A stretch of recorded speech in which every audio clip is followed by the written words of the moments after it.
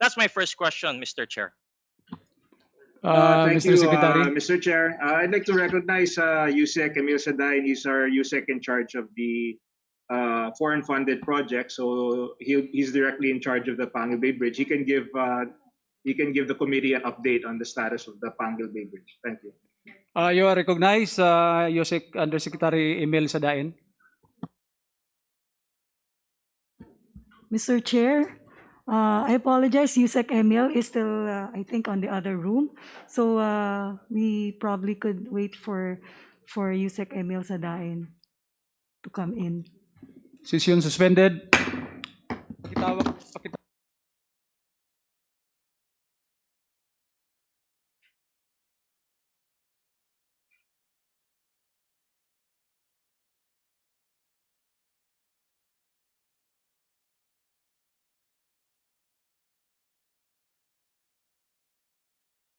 Chairman, suspended tayo? Suspended for a while, Kong. Sadain is not sabihin in ko the na room. lang to para marinig ni Secretary Mark. Ang problema ko rito, ilang beses tinawag ko si Yusek Sadain sa Committee on Mindanao Affairs, hindi siya pumupunta. So, I wouldn't have to wait until Budget Bridge to be a successful project of the Duterte administration. Yes, actually, I have some insight. But anyway, I'll wait till USEC Emil because he knows I'd like to give you a full detailed update with regards to the detailed engineering design and the challenges that we face with this because of the COVID. We had a hard time bringing in some of the Korean experts to do the deep. But anyway, I won't go into all of it yet since para isang beses. So we'll give you one briefing. Maybe it'll come. Session is now resumed. Secretary, USEC Emil is not in the room right now. I think he cannot answer because he's not around. He's not in the Zoom also. So can you provide the answer to the question of Congressman Khaled de Mapuro? Mr. Chair, so our good secretary and the DPWH family will not have a hard time. I'm willing to just have the DPWH submit to the committee secretariat the timetable of the Panguil Bay Bridge, and if there's any slippage, report to us also the slippage so we can monitor it in the ground level. Yes, Kong. I mean, basically, so some of those things that I mentioned were some of the challenges recently, of course. But it's already in terms of the budgeting, the procurement is already finished. Unfortunately, because of this recent crisis, it was very challenging. We needed to bring in some of the Korean experts because of the very large. Being a very large project, we had to bring in a lot of experts, but we weren't able to. But right now we're working on that. And but I'll give you an update, Kong. We'll go into even more details. Again, I apologize if the communication lines weren't. I'm aware of this now, so I'll give you a call, Kong. I'll personally help you with this. Honorable Secretary, can you just submit the timelines that was requested by Kong Khaled? Yes. We will apply. We will submit. Thank you. Next question. Thank you, Chair. And then my second question is in regards to the BARMM projects of the DPWH. Secretary Mark knows this. I'm one of the authors of the Bangsamoro Organic Law, and I want the Bangsamoro Organic Law to be respected. I want to know if DPWH has a budget in 2021 to implement projects in the BARMM through regions 9, 10, and 12. Yes, we are under the BARMM. The national roads are under the DPWH. But what we did is so that it doesn't mix with the regional, we have another special project management office that just recently was approved by the Office of the President. So that in terms of the region, it should not be affected by these additional ARM projects. It will have its own implementing unit that specifically will specifically implement these BARMM projects. Thank you, Mr. Chair. I'd just like to request and have DPWH answer if the national roads in the BARMM have been included in the National Road Inventory as required by the Bangsamoro Organic Law in Section 39. And by the way, Mr. Chair and Secretary Mark, this is my only concern, compliance with the Bangsamoro Organic Law. Yes, I'd like to recognize Yusek Cabral to give an update on. Yes, Mr. Chair. Undersecretary Cabral, you are now recognized. Thank you. Yes, Mr. Chair, the inventory is currently being conducted right now in the survey to be included in our national database for roads and bridges in DPWH. Thank you, Mr. Chair. And my last question is just a request for data. I think with what happened in last budget briefing, there might be an appeal for transparency among the members of the House of Representatives. So one of our big problems are the FLR projects in the 2020 budget, and we want to make sure that there's no favoritism as far as the DBM is concerned in releasing SAROs, as far as the DPWH is concerned in implementing or prioritizing FLRs. I would like to request the good secretary and the DPWH family to submit to the committee secretariat so it's available for all members of the HOR on what is the status of FLR projects versus SARO's release. So we want to know the data nationwide per district engineering office of FLRs, how much is the project versus the SARO amount released by DBM. So we know how that we can get confirmation or reconfirmation that there's no monkey business and we're all being treated fairly. That's my last and final manifestation, Mr. Chair. Thank you so much for allowing me to ask questions in this DPWH budget briefing. I've also sent my other requests and concerns in form of a letter to the DPWH, and I hope that they will facilitate and answer them for me. Thank you, Mr. Chair. Any comments, Honorable Secretary? Yes, we will submit the request of the Congressman Dimaporo, and of course we are always we are one in your desire to make sure that things are the FLR is fairly released. In fact, for us, the sooner the better for us. We're really pushing to have these funds released as soon as possible. All of them. Thank you, Chair. Thank you, Secretary Mark. Thank you. We'll now proceed to the next interpellator from the minority. Like to call on Congressman Bayani Fernando. Thank you very much, Mr. Chair. I have here a little manifestation and probably one or two questions after. Please proceed. Please proceed. Mr. Speaker, distinguished colleagues in government, and the good Secretary Mark Villar, I will dispense with the lengthy interpellation that will directly to my important and pressing concern. This is about the river, Marikina River, and the flooding in my district.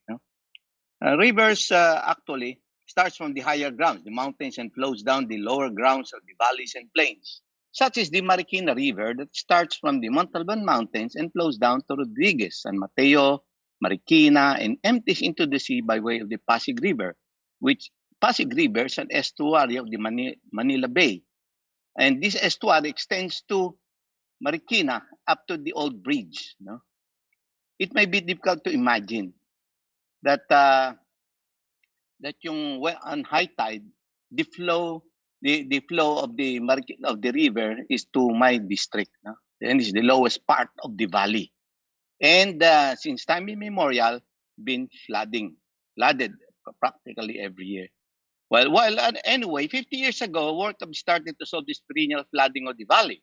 A floodway was built primarily to save from flooding the city of Manila, which lies downstream of the Pasig River. Then after, work on the lower Marikina River started 50 years ago on the Pasig City portion, and in 2018, reached up to the boundary of Pasig and Marikina. Subsequently, work started upstream of the Marikina River, leaving behind that portion of the river downstream, which is my district, which suffers the most flooding, as it is the lowest ground of the Marikina Valley. Common sense would tell us that work on any waterway must start from downstream going upstream. And the brunt of any flooding is always on the downstream where the most water comes and the lowest elevation is the most damage. This may be among the major wrong technical decisions that got us to nowhere, so much that it's appalling to note that after 50 years of work and spending 50 billion, not one community part of this program was saved from flooding to this day. The good secretary on my representation committed an initial 500 million in 2020, of which 200 million was allocated. Unfortunately, for whatever unknown reason, the balance of 300 million was not released. I don't know where it's now. No? And it would need 2 billion more to complete the left out portion, which, if done right, would remarkably be on record to have been accomplished after 50 years. And the right thing to do is to allocate this amount to come from the proposed foreign assisted loan from JICA, amounting to 11 billion as originally reflected in the NEP, but subsequently reduced to 5.9 billion in the annex. And or any fund for Upper Marikina River be aligned to this part of the project to completion. Meron ng work as far as San Mateo, Tilacao, bukan ng Montalban eh. But itong pinakamalalim na portion na iniwan, ano?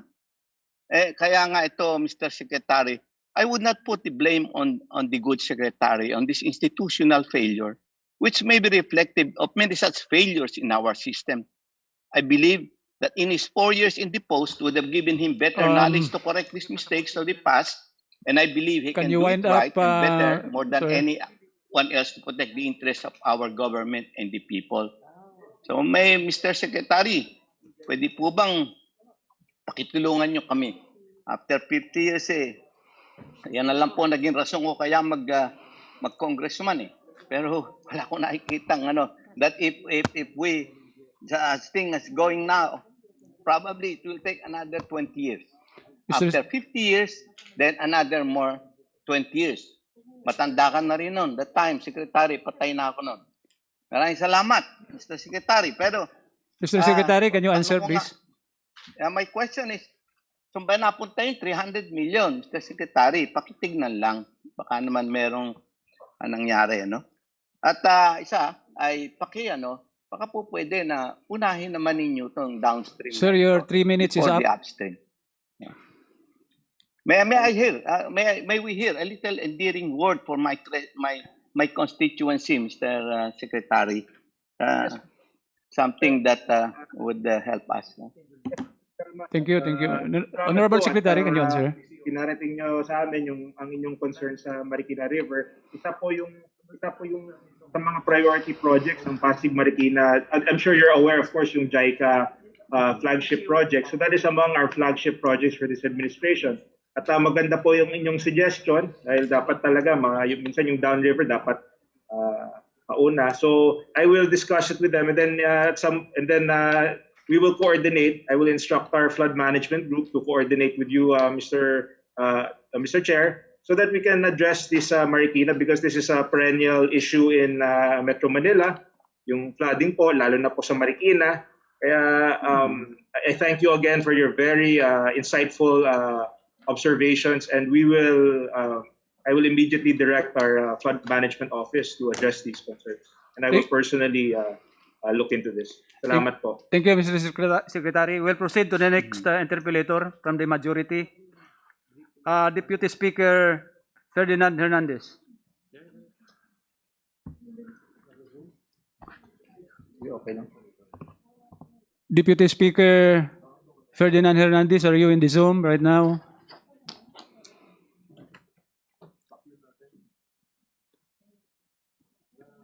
Deputy Speaker Hernandez.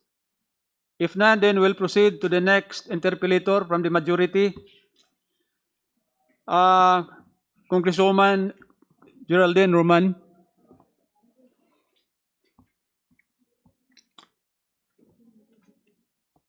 Honorable Geraldine Roman, if you are in the Zoom right now. If not, then we'll proceed to the next from the majority. Congressman Edgar Marie Sarmiento.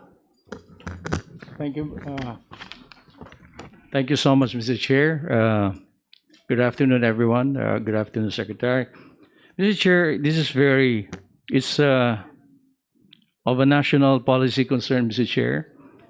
And I would like to address the Secretary of the Department of Public Works and Highways, pertinent right now to job generation, utilizing infrastructure as one of those. Mr. Chair, I have a House Bill, this is 7591, And looking at the opportunity for the budget of 2021, the possibility of coming up with a special provision that 10% of the budget of the Department of Public Works and Highways be utilized as an item of work called COVID item 19 to generate jobs for the returning OFWs and, of course, LSI who are right now returning to the provinces. Is this possible, Mr. Chair? May I ask the Secretary? Yes, Mr. Chair, we've issued already. I've already issued a order that's encouraging, of course, the use of jobs, the use of local workers, and encouraging the job generation in all DPWH projects. So it's something that we share with you. We really want to use this build, especially now given the COVID-19, to generate more jobs. So we will support you in that, in your cause also. We have been and we will continue to support you in that. Mr. Chair, the whole intention, Mr. Chair, is really to help the Department of Public Works and Highways so that it will be put into law, the special provision allowing you to utilize your fund of 10% so that the Commission on Audit will no longer question any variation order. Now, this will not duplicate as well, Mr. Chair, any items of work that is already bidded, rather allowing the Department of Public Works and Highways to come up with menu that will have a net effect to the community, Mr. Chair. That's why, if ever, Mr. Chair, I will put this in a formal motion, that a special provision should be provided in the law to the general appropriation for the Department of Public Works and Highways 2021 budget, that they have to come up with an item, COVID-19, that will be manually related, as not at the cost or expense of the contractor, rather to help generate employment that has a net effect in the community. So move, Mr. Speaker. Mr. Chairman. In a second. Thank you so much. On the last note, Mr. Chair, as a national policy of the Department of Public Works and Highways, on the questions right now brought about by the 4 later release project, are we pursuing early procurement still to save on time on the month of August? Clearly, the 4-month cycle on procurement to address as well capacity of the Department of Public Works and Highways. Are you still going to pursue that, or we do have to wait for the approval of the budget, Mr. Chair? As you know, Mr. Chair, we are allowed to conduct pre-procure short of award. That's something that we've always been doing. We continue to do in order to expedite the implementation of these projects. At the same time, we're also we're pushing very hard as well to have all the FLR. At this point, I think we're somewhere in the ballpark of about 50 billion out of 40, maybe around almost 50 billion out of the 135 has been released. And I think we'll be able to, I think there will be large releases this month. So we're quite confident that we'll be able to increase our disbursements and overall performance of the department in time for the last quarter of the year. Thank you so much, Mrs. Chair. Mr. Chair, on the last note, I would like to congratulate the Department of Public Works and Highways for a job well done. The productivity level has been increasing, and the dedicated workers, of course, of the family of the Department of Works and Highways deserve something, Mr. Chair, not to discredit them, rather to give them the inspiration to do something better and more for the country. And again, congratulations, DPWH. And I would like again to remind everyone that the hardworking secretary was even infected with COVID-19, no? Just to spend his time to come up with the isolation center we need in this country, and hoping the secretary is now doing well. Again, my sincerest congratulations to the Department of Public Works and Highways family. Thank you so much, Mr. Chair. Good afternoon, everyone. Thank you, Congressman Sarmiento. Thank you, Mr. Chair. Before we proceed with the next interpellator, I'd like to recognize the presence of Deputy Speaker Johnny Pimentel, Deputy Speaker Rani Abu, Deputy Speaker Dan Fernandez, Vice Chair Ted Harisco, and Undersecretary Emil Sadain of the Department of Public Works and Highways.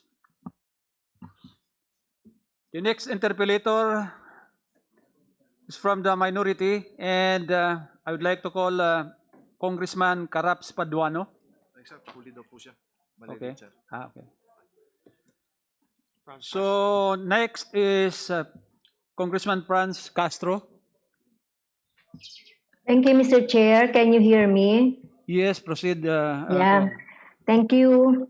So, on my first question, Mr. Chair, on the total convergence, yung mga projects po under convergence. So, in the NEP, the total amount is 50,219,822, and in the supplemental, so it increased to 61,177,538,000. So yun po yung first question. And bakit po tumaas?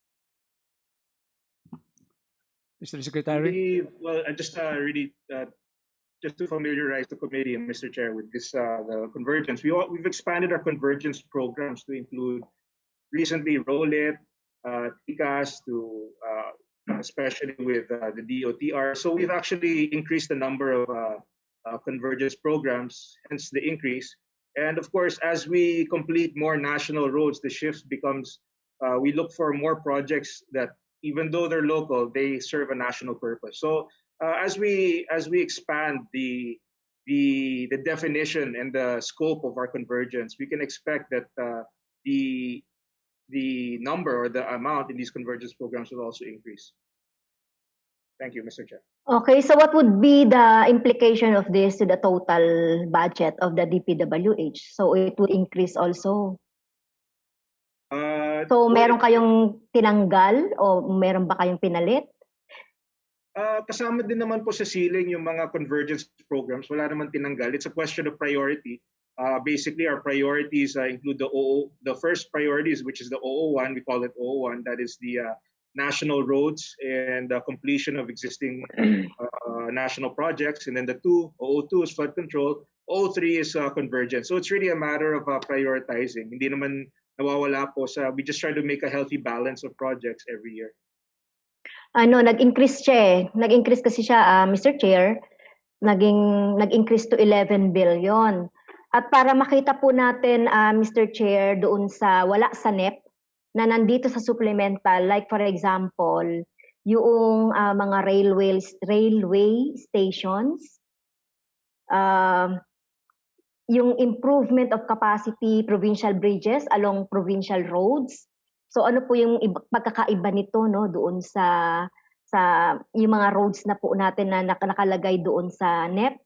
Tapos yung Pasig River Ferry Convergence Program na wala sa NEP pero may dagdag na budget sa supplemental. At saka po itong itong Special Road Fund, yung motor vehicles users, wala po sa NEP pero nandoon po sa supplemental under the total convergence. At napansin ko rin po, Mr. Chair, yung President's Infrastructure flagship program na lumilitaw-litaw naman siya doon sa iba't ibang mga project. Like for example, construction of flyovers, interchange, underpass, long span bridges, 889 million, wala po ito sa NEP. Tapos yung bridge program po, yung replacement ng permanent weak bridges, 637 million, wala rin sa NEP. Construction of missing links, net roads, 6.422 billion, wala din po ito sa NEP, Mr. Chair, Mr. Secretary. Mr. Chair, I think everything, what we submitted was the complete NEP. I mean, there's nothing, we didn't submit anything else. So, when you look at the NEP, kompleto na po, lahat po, kompleto. Everything that you've mentioned will be in the NEP. If it's not in the NEP, then it's not part of obviously it's not part of our budget if it's not in our submitted expenditure program. So, bakit ganun? Bakit po tumaas? Kung talagang yun po ay nasa NEP, kasi 50 million lang to, 50 billion eh, naging 61 billion dito sa supplemental nyo. Yung late na sinubmit ninyo po. So, pwedeng ipaliwanag kasi baka magkaiba po tayo ng tiningnan. Kasi tiningnan ko po talaga yung yung sa supplemental nyo as compared to the NEP, tumaas po talaga. At may mga item na binanggit ko, Mr. Chair, na wala sa NEP talaga. Kaya siguro siya tumaas. Maybe we should clarify that. I think, Mr. Chair, we can provide you a copy of the NEP. That is already the itemized proposal of the Um, DPWH. this will be your Uh, last question, Franz. Meron pa po, Mr. Chair, last na lang po. Pero gusto ko pong maliwanagan, Mr. Chair, yung pagbabago dun sa amount. Kasi kung magkaiba po kami ng tinitignan o nakikita ni Mr. Chair ng ating secretary, so paano po nangyari yon? Ano po yung isasubmit ninyo ulit sa amin? Mr. Chair, we can submit the NAP. I think there might be some confusion because of the we received our ceiling on the 16th, and of course the printing was shortly thereafter. So we were coordinating the DBM. They allowed us to give the details of our NAP in an annex that we have already submitted to Congress. So I think that anyone, if there are any questions or any clarifications, they can look at that submitted NAP that we gave. What we initially submitted was just a general budget, but it was not the broken down. The broken down followed shortly in an annex that we submitted to the committee. So Mr. Chair, the committee it's readily available to everyone for your perusal. And the NEP, whatever it is, there's no other supplemental. It's just the NEP. That's what we submitted, and that's what the committee has. Thank you, Mr. Okay, Secretary. Mr. Chair, hindi po ako You- satisfied so talagang magkaiba po talaga yung amount na sinubmit sa NEP at saka doon sa supplemental. So, yun po yung gusto ko lang malaman doon kung meron pa pong isasubmit siguro ang Department of Public Works and Highway. So, anuhin na lang po natin yun, kuhanin na lang po natin. Thank you. So, yung last na lang, Mr. Chair, yung tungkol doon sa MOOE. So, meron po tayo dito mga consulting services amounting to 640.813 Kung Castro, that will be your last. million. Mr. Chair, last question na po ito. So, wala po itong breakdown. Ano tong mga consultation services na ito, saan-saan, ng mga projects na, kasi malaki din to, Mr. Chair, 640.813 million. Kung merong specifics or merong details ang DPWH, Mr. Chair, ay pakisubmit na lang po kung meron. Mr. Secretary. Yes, we can submit to the committee a breakdown of those consultancies that Projects. Thank that's you. being requested. Okay, Thank you, Mr. Secretary. 640.813 billion. Number Thank 7 up to number Thank you, Conference. We'll now, number 15 po dun sa other sa MOOE. we- Thank you, Mr. Chair. we'll now proceed to the next interpellator. From the majority, I think Congresswoman Geraldine Roman is now in the Zoom. Can I call Yes. now Congresswoman Geraldine Roman, please? Magandang hapon po, Mr. Chair. Magandang hapon din po sa ating mahal na Secretary Mark Villar at sa lahat po ng resource people at pamilya po ng DPWH. Meron po akong ilang katanungan, but it does not necessarily have to do with our budget or NEP for 2021, but rather something that concerns the policy of the DPWH with regard to the design and the scope of your road overlaying projects. I just like to communicate to you yung nagiging problema po ng maraming komunidad sa ating bansa. When you say overlaying ng ating mga roads, ang ginagawa po at nakagawian na po ng DPWH is patong na lang po ng patong. And we end up with a situation wherein ang mga communities on both sides of the road ay lumulubog po in relation to the elevated road. So my question is, Mr. Secretary, meron ba tayong clear-cut policy? Meron bang maximum elevation ang naabot ng ating mga daan na pinapatayo at ino-overlay? Thank you very much, Mr. Chair. Well, I guess in general, and I'll ask one of our USECs to expand on this, but in general, the reason, of course, why we use those high roads is so that in times of calamity, we want to make sure the most important thing is always to have the transportation network available. So, in every design of every road, we always have to take that into account. But your concern is valid because yes, sometimes it's higher than others.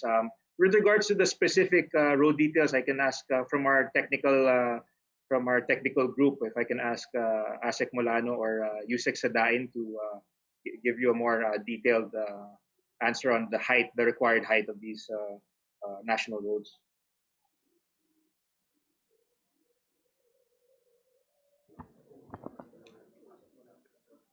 Kung Yusek Mulano is here? Is he around? Sir, good afternoon, Your Honors. Good afternoon, sirs. With regards to the design of our national roads, of course, for flooded areas, we have to get the highest flood level. We should be higher than the highest flood level for the roads and even for the bridges. For the bridges, we have to have pre-board in the bridges of 1.5 meters. So for the roads, that's why we are elevating some of our roads to allow the free transport of vehicles during flood season. So ang ano po natin dyan, kinukuha po natin yung highest flood level na doon sa area, then dinidesign po natin na higher than the highest flood level. Mr. Chair, Mr. Opo. Chair, may I be recognized? Let's proceed kung Yes, po. Roman, please. I will initially accept that explanation, but I really want to appeal to our dear Secretary and of course to DPWH to review your exact policies. I believe that we cannot apply a uniform policy throughout our country, but rather we should custom design and adjust our policies to suit the needs of the community where these infrastructure projects are being built. Marami pong kaso, nagpapatayo, tumataas, nagbabaha po on both sides. So, kailangan po siguro mag-incorporate tayo ng drainage at mga canals and let it be a standard feature na po ng ating mga daan. What cannot be admitted is that what we seek to propose as a solution to better the lives of our people will become the source of the problem. That is my point. And for this matter, maaari sana sa NEP 2021, yung inyong mga projects ay incorporate nyo na po ang mga canals and you study please yung elevation. Mr. Chair. Ma'am, if I may, meron pong policy sa department, may guidelines na po si Secretary, na in designing our roads, we should already incorporate the required drainage po para yung elevation din po ng drainage nandun din po to allow the free flow of water po palabas po doon sa mga outfall po natin. So kasama na po, dapat po yon kasama na yung drainage doon na po sa design ng mga highways po natin. So makakaasa po kayo in our mga design po ngayon, incorporated na po pati yung mga drainage po. Maraming salamat, Mr. Chair. Last point na lang po, nasasayan po ako dun sa balita ngayon na nanawagan ako sa mga congressmen, subaybayan din po natin ang mga proyekto para makita kung ini-implementa na yan, bagong policy na yan. Last point is, dun sa ating mga flood control projects, have you considered convergence projects with NIA? Kasi po ang ating mga flood control, minsan naiipon po dyan ng tubig at sayang po yung tubig na dumadaloy na lang po sa dagat. Baka naman we can design dams, we can design means by which magagamit, mapapakinabangan po ng ating mga magsasaka ang mga tubig na nai-impact dyan sa ating mga flood control projects po. Mr. Chair. Yes, Mr. Chair. Of course, you know, the irrigation is really the expertise of the NIA. But nevertheless, I agree that if there's areas where if we do flood control, somehow we can work. And we've done it in the past. We can work with the NIA to create a structure that would also benefit possibly the irrigation. I mean, it's not, even though it's not our main line, and of course it's within the purview of the NIA. Definitely, on our part, we're more than open to working with them to make sure our structure somehow would be of benefit also to our farmers. That's something we're very open to, and we thank you for recognizing that, and we will help you in that advocacy. Maraming salamat po, Mr. Chair, at congratulations din po sa DPWH under the effective management and supervision of our dear Secretary Mark Villar. Thank you very much. Magandang hapon. Before we proceed, I would like to remind everyone to direct your question or your answers to the chair. Next, to interpolate will be coming from the minority, and this time we will go back to Congressman Karaps Paduano. I think he's in the Zoom right now. Karaps Paduano.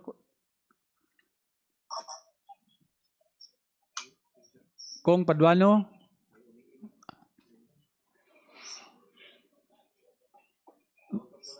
Hindi ka namin marinig, so we'll proceed to the next interpellator from the minority. Congresswoman Euphemia Kulyamat. Magandang hapon, Mr. Chair. Proceed, yes. Maraming salamat, Mr. Chair.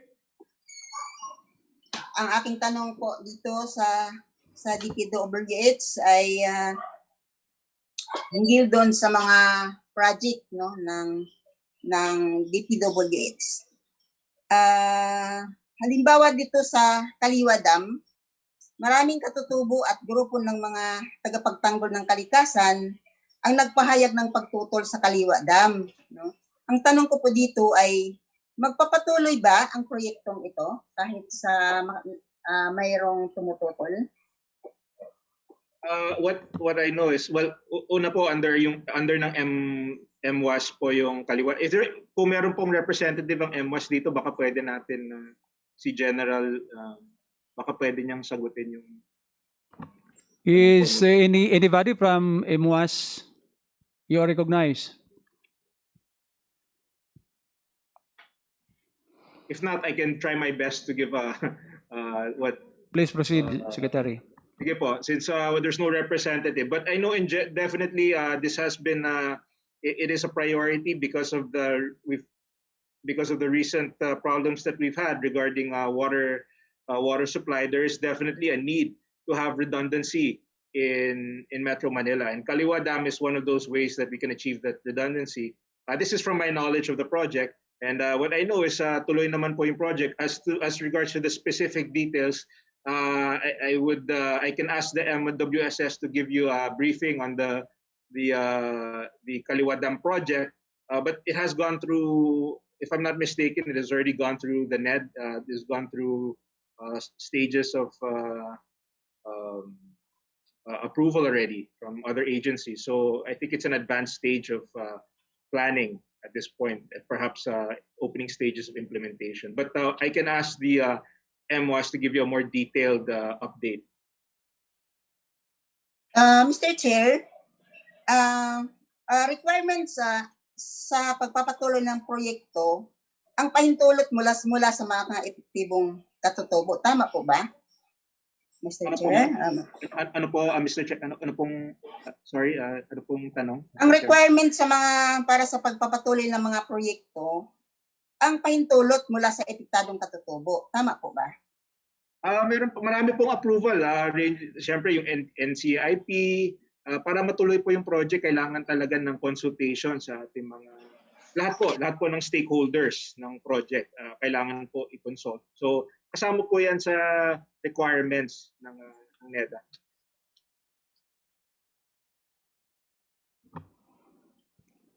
Congresswoman Kulyamat. Mr. Chair, Yes.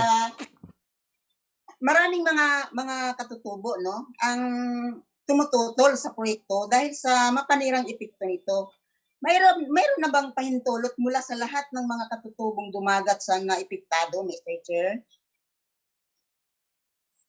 Siguro, Mr. Chair, siyempre kami naman po, hindi po directly under ng agency, more really under the MWAS yung itong project. So, but as far as I know, ang alam ko po, nakikipag-consult sila, nagawa na po nila lahat ng consultation at siyempre kasama na po yung tulong sa komunidad sa mga apektado ng project. Pasensya na po at sa mga detalye, kailangan po i-consult ko po muna yung MWAS, and siguro kung meron pa kayong mga tanong, isasabit ko na lang po sa committee. Pwede bang humingi ng detalye sa COA report ng proyektong ito? Yes, Mr. Chair. We will submit a more comprehensive report. I will request the MWAS to submit a more comprehensive report to the committee. Mr. Chair, maiksing maiksing manifestation. Marami pa rin mga katutubong dumagat ang nagpapahayag ng pagtutol sa proyekto ng Kaliwa Dam. Malinaw na ang pagkasira ng kalikasan at kabuhayan at ang pagpapalayas ng mga katutubo na ang idudulot nito. Malinaw rin na walang pahintulot mula sa katutubo na rekisito bago magsimula ang proyekto. Hindi dapat magpapatuloy ang proyektong ito, Mr. Chair. Maraming salamat at magandang hapon. Thank you. We will now proceed to the majority. The next interpellator from the majority is Congressman Vicente Veloso. Thank you, Mr. Chair. My question is addressed to both the Honorable Secretary, the Good Secretary, and His Undersecretary, Roberto Bernardo. Yesterday, I was given a copy by your district engineer of the 3rd District of Leyte involving 5 ongoing projects that were not funded in 2021 NEP. May I know if the Secretary received a copy of this letter? I have yet to receive a copy of the letter, Mr. Chair, but I am willing to meet personally with the good congressman should there be to discuss the specifics. Kami naman po, syempre nakikinig kami sa lahat ng suggestions ng ating mga kongresista na napakahalaga at napakaganda po ng mga insights nila. So I just like to, Mr. Chair, just like to reiterate that I can meet with the congressman if he has specific concerns with his district. Problem, Mr. Chair, is I'm in Leyte. I'm a senior citizen. Ang hirap talaga magpunta ng Manila. But did you, Sec. Bernardo, receive a copy of this letter? Mr. Chair, we only received your letter yesterday po, and we asked the regional director to validate at wala pong problema naman, Mr. Chair. Padadala po namin kay Secretary yun for possible considerations po. Maraming salamat. My last question involves a problem that I understand is not really a problem that emanated from the DPWH. In our discussions with congressmen, pinag-uusapan dito yung FLR. Tanong ko lang po, dito sa proposed 2021 budget natin, ito ba nakasama ang FLR, meaning for later release, ng projects that were already budgeted under the 2020 General Appropriations Act, so already a law? Ulitin ko po, hindi kasalanan ito ng DPWH. Kailangan lang po natin maliwanagan kung ano ba talaga ang nangyayari dito. Mr. Secretary? Yes, Mr. Chair, you're asking kung yung kasama po yung FLR sa 2021 budget? Is that the question? For later release ng 2020 budget, isinama dito sa 2021 budget. Yun lang po. For later release, the portion of the projects that were not funded, because some of the funds were used for COVID, was allocated in the 2021. So yung portion po ng mga funds na hindi na pondohan nung 2020 kasama po sa 2021 budget. Yeah, because I do not want that all of us will be principals by indispensable cooperation if we will pass this proposed budget. Kasi ang 2020 na budget is already a law. Hindi po pwede ibaliwala yan. Funding that may come 2021, it may even come 2022, but it should not be included in the 2021 budget guided by the provisions of Article 7, Section 22 dahil the law says in Section 22, every regular session within 30 days from the start of the regular session, the President will submit a proposed budget to Congress. Meaning, itong SONA niya for last July, ang pag-uusapan lang po dito sa Kongreso, ang proposed budget for 2021. Ano ba ang kailangan gastusin? It should not include the 2020 unfunded projects. Otherwise, magkakaroon talaga tayo ng double appropriation, which is a criminal offense, Mr. Chair. Uulitin ko po, I'm sure hindi ito kasalanan ng DPWH. Somebody else must have committed the mistake, but even if it was a mistake, Article 365 of the revised penal code is quite clear. Yung reckless imprudence that emanated from that is punishable. So, ano po ang gagawin natin, Mr. Chair? Considering na talagang nagkakaroon tayo ng double appropriation dito, ipinasok ang budgeted na project sa 2020 dito sa 2021.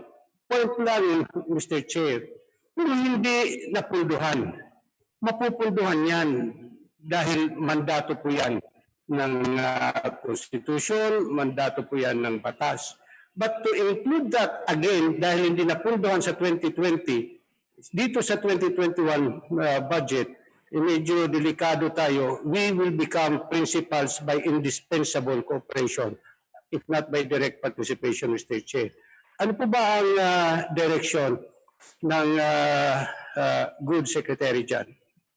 Mr. Chair, I'd like to recognize Undersecretary Ramos. He's one of our legal undersecretaries. Undersecretary Ramos, you're recognized. To help shed some light on this situation from a legal perspective.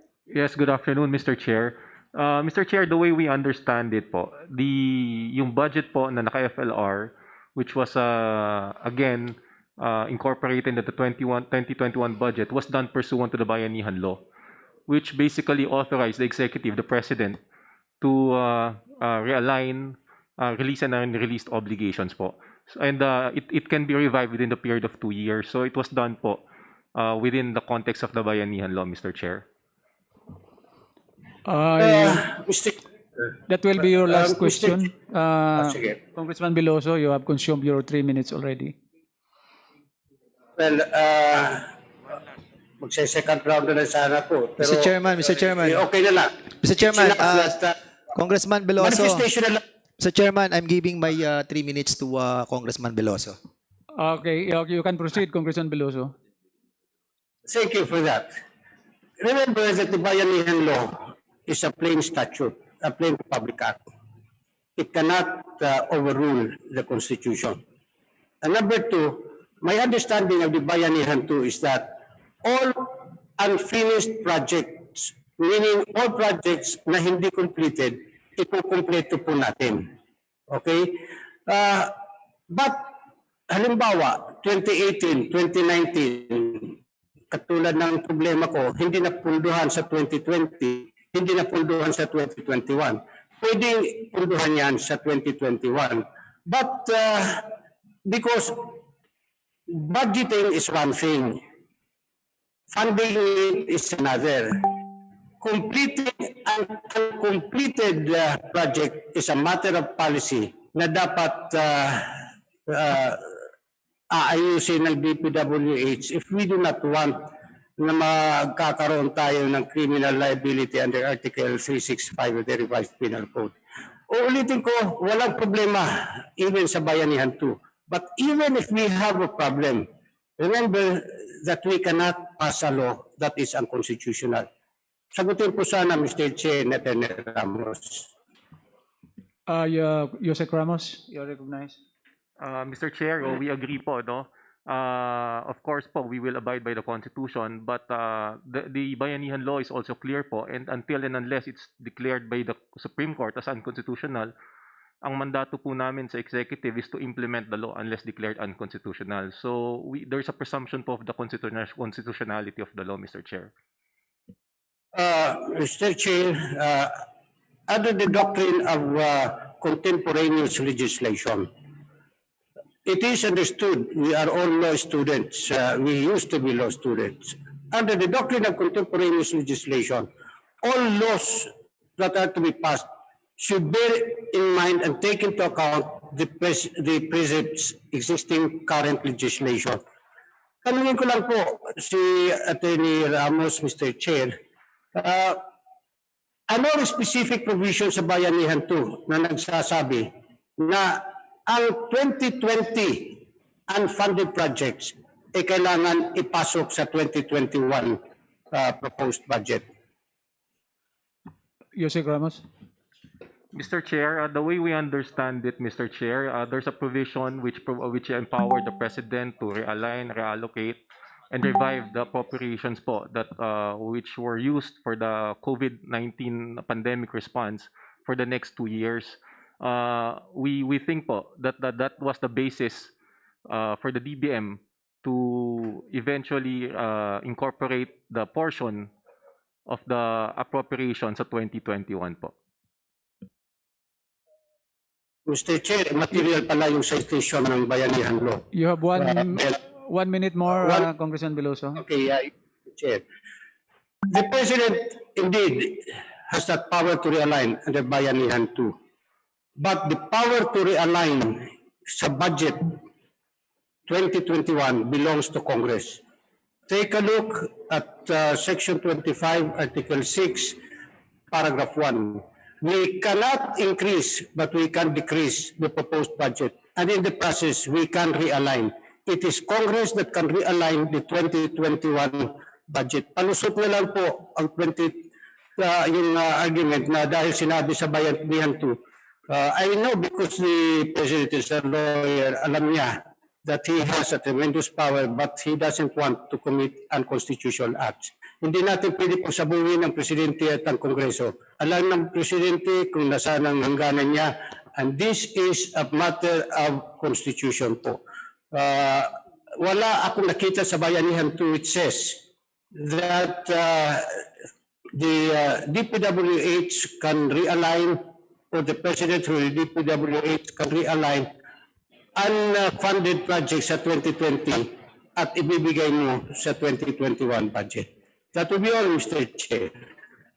Thank you, Congressman Veloso. Next to interpolate is coming from the minority, and this time I'll go back to Congressman Caraps Paduano if he is now in the Zoom. Caraps Paduano, if not, then we'll proceed to the next interpellator from the minority, Congressman Carlos Zarate. Maraming salamat, Mr. Chair. Can you hear me? Loud and clear, yes. Proceed, Congressman Zarate. Thank you, Mr. Chair. Magandang hapon po sa lahat. Gusto ko lang sundan yung mga tanong ni Congressman Veloso, Mr. Chair, no? Para lang mailinaw. Gusto ko lang linawin, Mr. Chair, from DPWH, nung unang pag-present nila, there is this amount, no, na 397.2 billion na appears to be lump sum. And they said na meron namang mga details yan at yun nga yung sinasabi nilang nasa annexes. Unang tanong ko, ito ba yung sinasabi na mga proyekto na FLR at ngayon nga isinama na, FLR for 2020 at ngayon nga isinama na sa 2021 budget, Mr. Chair? The budget that we submitted includes projects that are continuing from the previous year. So there's no lump sum. I think it's when we submitted the annex, kompleto na po. That's the full NAP. So all the details are available for the perusal. Yes, Mr. Chair. That's why my question is, ito po bang kung may details na ito, may as contained in that supposed annexes, itong 397.2 billion, ito ba yung tinutukoy ng ating mga kasamahan, Mr. Chair, na FLR for 2020 na itinawid, no? Inilagay sa 2021 budget, Mr. Chair? I'm not familiar. I don't know what the 300, when you say yung 300, I don't know hindi ko po alam yung mga details. If you can furnish us with the details specifically of what these amounts are related to, we can give a more definitive answer. But yan ho ang nakita natin sa NEP, no, na merong buo doon, lump sum, na nasa central office, that's 397 billion. And ang explanation previously was that ito yung mga nahuli, inihabol na nasa annexes. But at any rate, Mr. Chair, may I just inquire, magkano ba talaga ang kabuuang amount, no, nung sinasabing FLR, Mr. Chair? I'd like to recognize Yusek Cabral from our planning. Yusek Cabral, you are now recognized. Thank you, Mr. Chair. The total FLR in 2020 is around 271 billion, Mr. Chair. 271 billion, and itong 271 billion na ito, Mr. Chair, ay ipinasok sa 2021 budget. Tama ba, Mr. Chair? Mr. Chair. Yeah, Yusek Cabral is. Mr. Chair, the half of the 271 will be released this year, and the other half is included in the 2021 DPWH proposal, Mr. Chair. So 50-50. Kaya ko nililinaw yan, Mr. Chair, no? Dahil there was earlier nung mga reports na ginawa according to doon sa Bayanihan 1, no, na inilabas natin, there was already a report by the DBM, Mr. Chair, which says that by as early as June of 2020, no, this year, ang sinabi ng DBM, 92.3% or 3.78 trillion of the national budget were already released, no? And in fact, na-release na yan, no? So, ang tanong ko, kung na-release na yan at presumably kasama dyan yung mga proyekto, sinasabi ba ng DPWH na wala namang natigil na mga proyekto para sa buong taon na ito, Mr. Chair? What is the question, Mr. Chair? Kung yung sinasabi ng 92%, are you asking us to comment on the DBM? Yes, as of June 20, Mr. Chair, the DBM said it has already released 92.3 of our national budget for 2020. No? So, ibig sabihin ba nito na despite this pandemic, no, at lahat ng mga proyekto halos na-propose for 2020 Last 30 seconds. Na-release naman yung budget at gumana, Mr. Chair? Well, I think there's still, with regards to the FLR, there's still some portion of that has to be released. Of course, I cannot comment directly on the numbers of the DBM because I don't know. I can't. I'm not in a position to give comments on the statistics of the DBM. But I can speak for our department. Of course, that is some of our. But our projects now are continuing. We've already set down the guidelines for construction. Of course, we met challenges because, as you know, during the beginning of this pandemic, we had to shut down all of our construction. So this, of course, affected us somehow. But as of now, we're all systems go in construction. And tuloy-tuloy naman po. Thank you, Mr. Chair. So if, as this will mentioned be your earlier last question, Cabral, Kong Zarate. of the 271 billion budget, no, na sinasabing FLR, 50% nito ay kalahati ay i-release this year and the other 50% will be released next year. Yun po yung siguro gusto kong sundan na punto ni Congressman Veloso, no? Na the same project, kung hindi naman siya identified as multi-year project, ay it appears na magkakaroon ng double entry or double funding, Mr. Chair, no? Which is I think not allowed, no? So pwede ba natin marinig ang comment ng DPWH on this part, Mr. Chair? We do have with regards to this concept, we do in our department we have a device called the multi-year contractual authority, which allows us to bid multi-year projects in a single in one bidding. So it can be a project kasi sa mga large scale projects mahirap naman kung i-chop yung contract lalo na po pag tulay hindi naman pwedeng i-award to two different contractors. It's not practical, it's not efficient, and it might even be dangerous. But that's why there's this device that we call the multi-year contractual authority, wherein the bidding for the whole project can be done, even though the timeline and the release of the funds is done over a multi-year period. So that's the concept behind that. It's a continuation of an existing project, and that has been for infrastructure projects. It's a very practical device because, as you know, it's not the release of funds for any flagship project is not a straight line releases over a year. It's a curved line. The financial calendar is different. The implementation is different, and it's over multi-year. So there's really a device designed specifically for multi-year projects. Thank you, Mr. Chair. You have consumed your 3 minutes already, Kong. Last Sarate. point na lang, Mr. Chair, no? On Proceed. related. Yeah. Last question. Yes. I observed, Mr. Chair, no, in these past years that the DPWH, especially now that it is entering into some convergence projects with other agency, ay parang overwhelmed ang DPWH, no?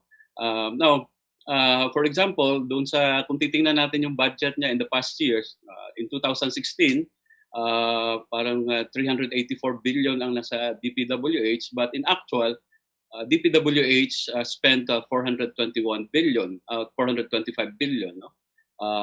And then, for example, in 2019, 549 billion, 637 billion in 2018. Ang actual niya is 696 billion, no? So in certain years, actual expenditure of DPWH apparently exceeds what it is appropriated for. And nakita rin ito ng COA, Mr. Chair, in some of its reports, no?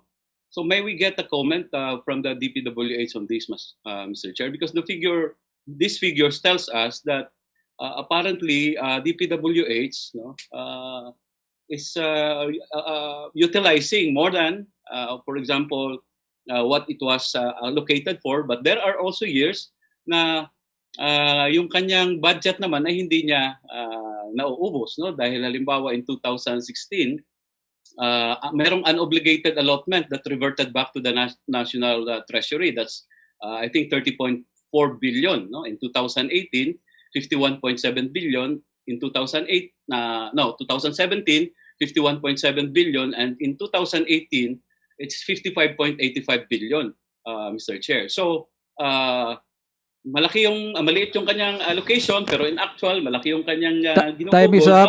Please wind the up. total appropriations niya, meron pa rin mga unobligated obligation allotment, Mr. Chair, that reverted back to the national treasury. May we get a comment, Mr. Chair? Yes, we've spoke often. There's a lot of comments about this utilization issue, but let me just give the real numbers. For instance, in terms of fund utilization, just for everyone's information, in this administration, and I'll do a comparison from 2016 to 2019, we had allotments of 2.5 trillion pesos, of which we had an obligation rate of about 88%, and we had a disbursement rate of about 80%. This was from 2016 to 2019. Just to give you a point of comparison, for instance, from 2012, the same time period, from 2012 to 2015, we had allotments of 1.15 trillion, obligations of 907 billion, and disbursements of 714. That's a disbursement rate. So in this administration, disbursement rate approximately for a similar period for a similar time frame went up from 62% to 80%. The obligation rate went up from 78 to 88%. And hindi ko naman sinasabi na perfect po, but I just want to dispel this notion that there's a lot of improvements in terms of the implementation of projects during this administration, right? Because we know that disbursements, physical accomplishment is always a function of disbursements. So in terms of implementation, I think it's quite, we're doing our best. We've done a lot of changes, computerization to make our operations more efficient. With regards to your question about specifically those releases from, again, I go back to what I said before, which is the nature of civil works is that it has a different calendar than, pag sweldo naman, every year may isang release, every month release sila up to the point that last months you can re-anticipate. But again, for civil works projects, you have releases over a span of can be several years. and it's not a straight line. It's not the straight line release. So it's really the nature of infrastructure is different. The financial calendar is also different from the physical calendar. But if you want more specifics, Mr. Chair, I can ask. We have our finance people here. We can submit a report to give you more enlightenment on how our processes for releasing money and why in some years there's previous releases from the previous years and what's the reason for that. Thank you, Mr. Secretary, Mr. Chair. We appreciate if a report will be submitted to the committee as well as to this representation. Thank you, thank you. Mr. Chairman, just one quick question. Yes, Mr. Just a Congressman Dali, policy please. question. There is a question by a lot of people. Will the same contractor implementing the project now, which is an FLR, will he be the same contractor who will implement it the succeeding year? If there is a multi-year contractual authority and the contract was bidded out as such, and even though if it's a multi-year, the whole amount has already been bidded out, and it will be the contractor who won the bidding that will implement the project.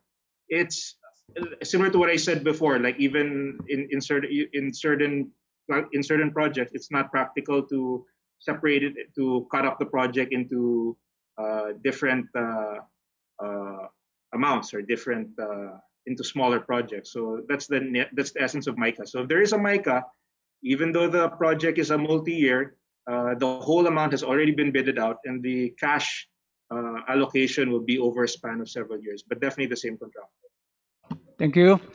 Before we proceed, the chair would like to recognize the presence of Deputy Speaker Dong Gonzales. The next to interpolate coming from the minority from the majority is Congressman Eric Olivares. Good afternoon, Mr. Chair, Secretary Villar, resource persons from the DPWH, and my esteemed colleagues. Actually, I have a lot of questions concerning my district that I want to ask, but I would just reserve them for now. Allow me to zero in a policy concern. I'd like to seek clarification regarding the wisdom behind the prioritization of fund allocations for DPWH projects, particularly to those emanating from the Metro Manila District Engineering Offices. To lay the foundation of my question, Mr. Chair, allow me, Your Honor, to share the experience of my district, the 1st District of Parañaque City. Of my 19 second Metro Manila Engineering Office funded projects amounting to 746 million, most of which were requests coming from my constituents and barangay leaders, only six thereof in the amount of 70 million were included in the list I received. Sadly, majority of these projects are flood control projects, which have already been requested and deleted from the NEP for 2 consecutive years now. When I sought an explanation from our district engineer, I was dismayed to get an "I don't know, sir" answer. Later on, someone from the 2nd Metro Engineering Office explained that the central office uses scorecards, of which flood control is prioritized. This is mind-boggling for me because if flood control is of prime importance, why is the central office funded construction of the phase 5 of the revetment wall, sheet piling of Baclaran Channel where the Redemptorist Church is located at, overturned its phases 2, 3, and 4, which are 3 of the / priority projects. So I would like to ask our dear Secretary to shed light on this. My question is it true that there exist scorecards that the central office uses in prioritizing infrastructure projects? If there are, this presentation would like to ask the criteria in those scorecards, which considered phase 5 of the construction of revetment, sheet piling of higher importance than phases 2, 3, and 4 thereof. I would like to ask our dear Secretary to comment on that. Mr. Chair, if regarding this concern with to begin with, we can, with regards to that particular case, perhaps we can. In fact, I think I set a meeting with the good congressman to discuss these specific concerns, and I'm more than open. The budgets are very.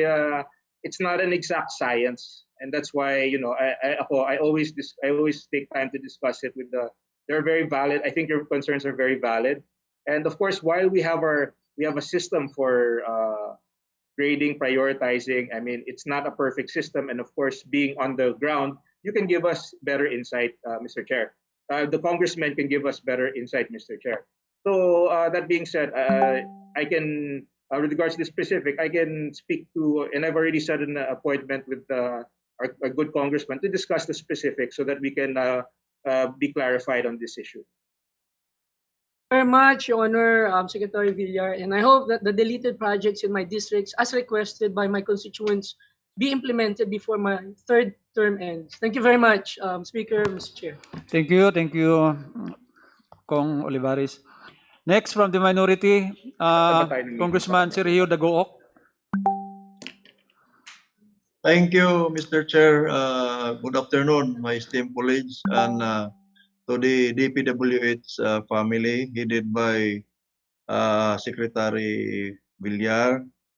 Actually, Mr. Chair, I have already initially discussed these issues with the Secretary and Yusek Ramos when we invited them in the minority. However, for record purposes, I am raising this issue again. I would just like to ask for the record if all of the projects that will be implemented next year and in the ongoing or succeeding projects, if the project cost already includes the compensation for the relocation of poles for electric cooperatives, Mr. Chair. Mr. Secretary. Yes, can I ask Yusek Ramos to answer that question? Yusek Ramos is recognized. Yes, Mr. Chair. Actually po yung as we have discussed po before, the compensation of poles is always considered po as part of the right-of-way requirement. Now we just have to distinguish po yung obstructing and affected facilities, but this has already been sufficiently addressed by the joint circular with the DOE and kagaya ko sabi namin, we will always coordinate po with the electric cooperatives for this purpose po. Mr. Chair, so does the answer means that sufficiently the project cost now of all the projects to be implemented sufficiently covered the cost of compensation for the qualified relocation of poles? Yusek Ramos. As much as possible po, we try to cover it, pero meron pa rin ho kasi mga outstanding claims kami na tinatawag na again, we're still trying to address po the issue of funding para ho ma-address din po yung mga outstanding claims po ng mga cooperatives natin. Mr. Chair, can we not address that in this particular fiscal year? Can we not address that? Because we are always blamed for those unrelocated poles, but most of the cases, the reason why it is not relocated is due to the delayed or non-payment of the relocation of poles. No, when in fact the government is aware that electric cooperatives in its tariff or electricity rate does not include that. That's why there is a law which compensate the relocation. So can we not address that in this fiscal year, Mr. Chair? Yusek Ramos, can you reply? Yeah, Mr. Chair, yes, meron po kaming budget for that. Well, actually under the 2020 and I think the proposed NEP 2021, we have allocated for that po. So thank you, Mr. Chair. That's all for this representation. Thank you. Thank you, Next. Yusek Ramos and Secretary Villar. Next from the majority, Congressman Eric Martinez.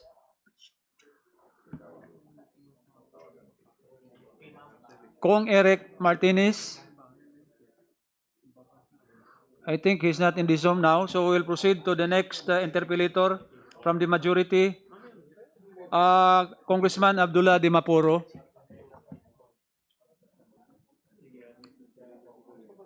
Congressman Abdullah Di Mapuro. Mr. Chairman, I'm here. Can you hear me? Yes, please proceed. Thank you, Mr. Chairman. I just would like, first of all, to thank Secretary Villar and his companions for what they are doing for us in the province of Lanao del Norte. However, we still need more of their assistance, especially because we are now addressing the problem of our unity, the unity of Muslims and Christians, for us to have continuous peace and order. The interior municipalities of Lanao del Norte needs their help.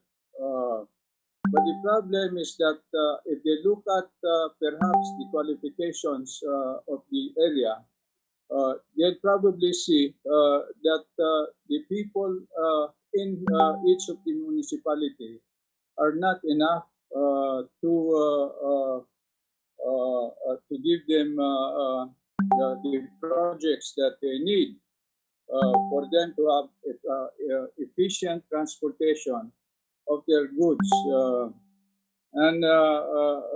Because of the size, I hope that they will consider that the problem we had with the MNLF, one of the reasons for the problem is because some saw the neglect of the national government for their area, comparing the development by the national government of their area to the areas in the Visayas and also in Luzon. This sentiment is still with our people. This is the reason why I am appealing to our good secretary to understand our need for development. It is not only economic, but the sentiment of our people, if it breaks again to a big problem, like what happened with the MNLF, then economic development of the area will be greatly affected. That is my manifestation, Mr. Chairman, and I'd like to point further that an example of our problem that we see is that our budget in 2021 is bigger than what we saw that will be given to us in 2021. And then our share of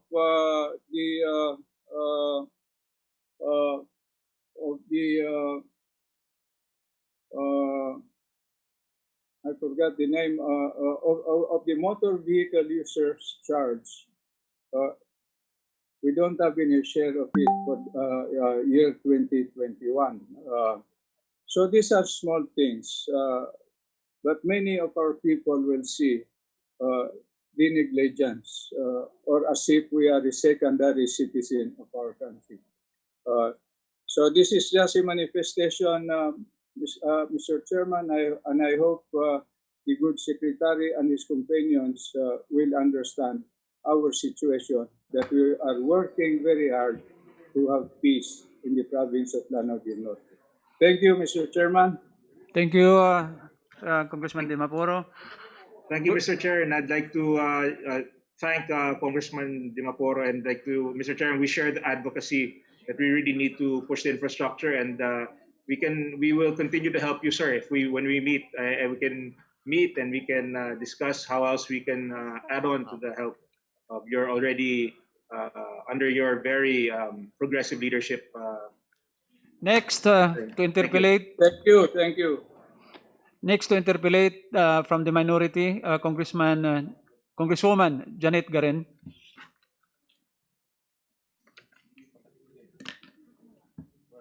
Congresswoman Janet Garen, if you are in the Zoom. If none, then we'll proceed to the next interpellator. In from the minority, again, I will call Karaps Paduano if he's around in the Zoom. If he's not around, then I will now proceed to the majority. Tapos na ang minority, so majority na lang lahat. From the majority, the next interpellator is Vice Chairman Paul Dasa.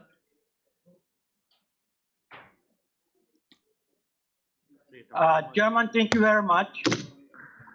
I'd like to confirm, Mr. Chair, that Congressman Jerbo Espina gave me his 3 minutes. Yes. Yes, Mr. Chair. Okay, so please don't count that on my 6 minutes.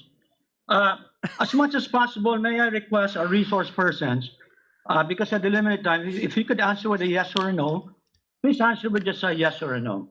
My first question is to the DBM, Mr. Chair.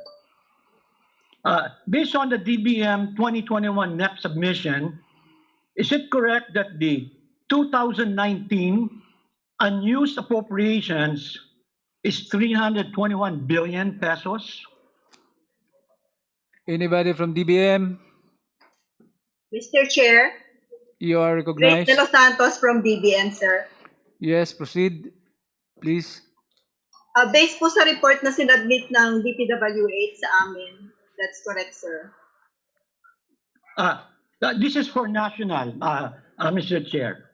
321 billion for 2019 national consolidated unused appropriations.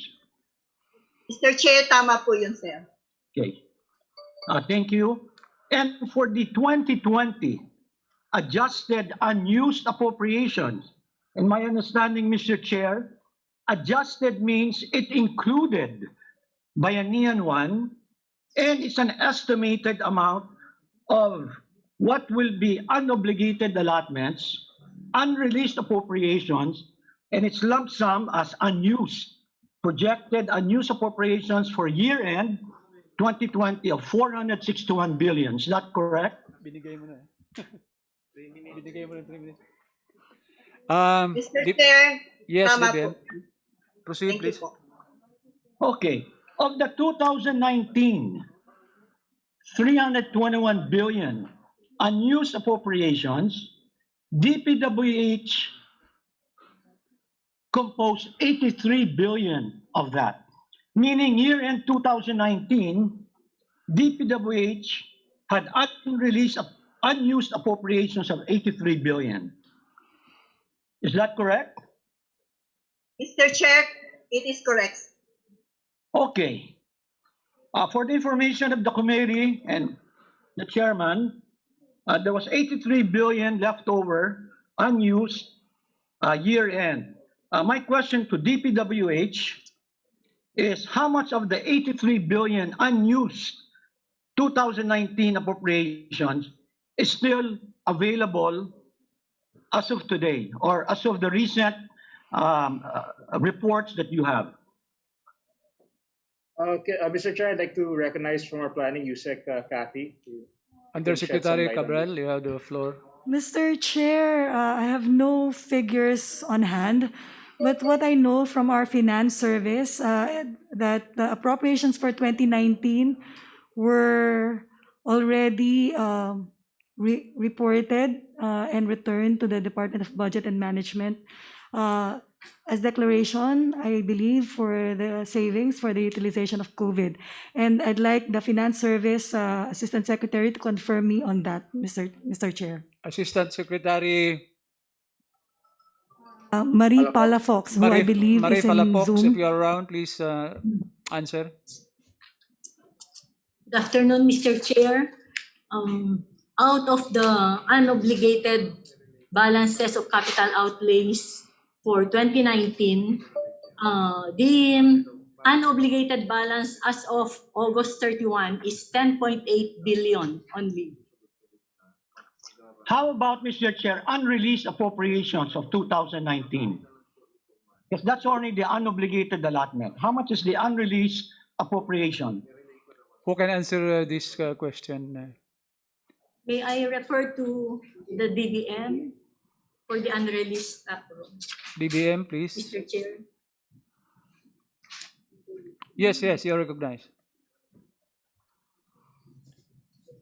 Mr. Chair, may Please I be proceed. recognized, Mr. Yes, Chair? you're recognized. Please proceed.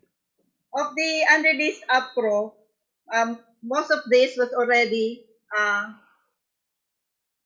pulled and pursuant to RA 11469 to fund the COVID-19. What is left is only for FAPs and for a little portion for right-of-way acquisition. But most of 2019 unreleased APRO was already no longer available, Mr. Chair. No, Mr. Chair, of that 16 billion, my information is 16 billion unreleased. How much is still unreleased as of August? DBM? 1 billion for foreign assisted projects and 300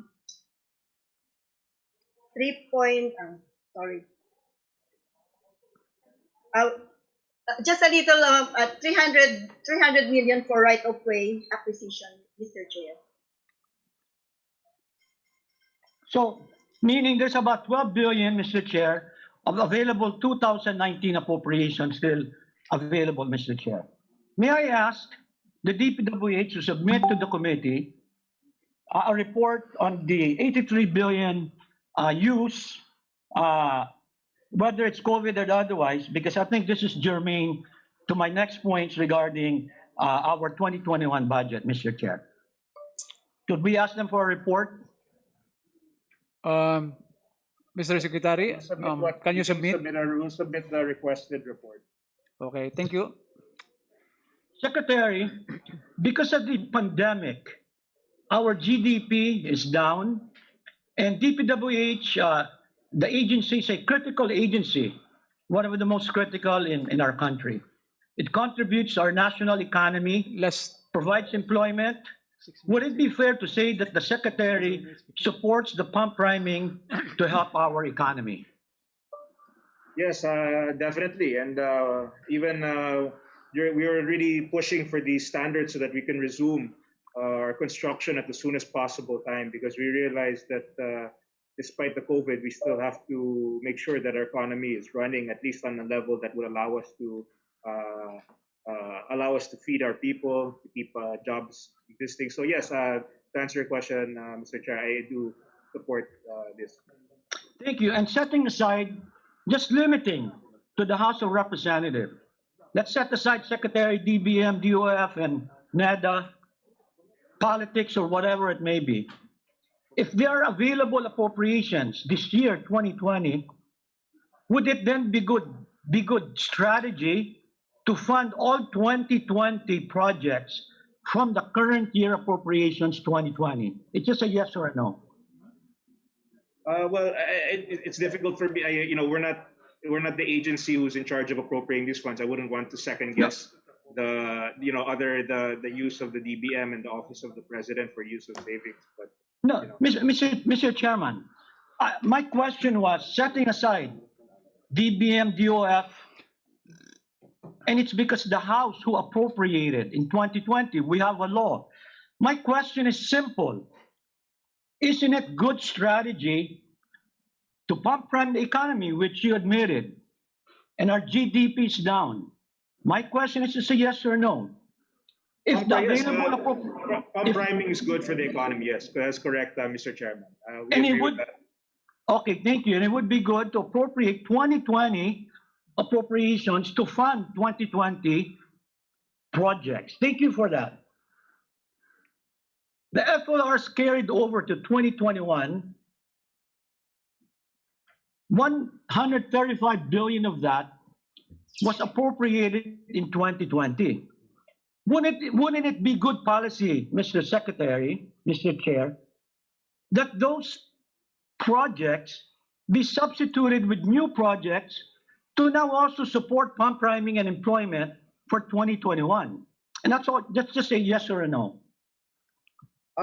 If their fiscal space allows, we think pump priming is a good strategy. But of course, it has to be keeping in mind that we do have that DOF is keeping monitoring our the fiscal health also of the country. Well, Mr. Chairman, I'm in the same position as Congressman Villoso. I think it's a double appropriation putting the 135 billion in the 2021. And let me note that we cannot quote Bayanihan 1 because that expired in June. And the net was submitted sometime, I think, August or September.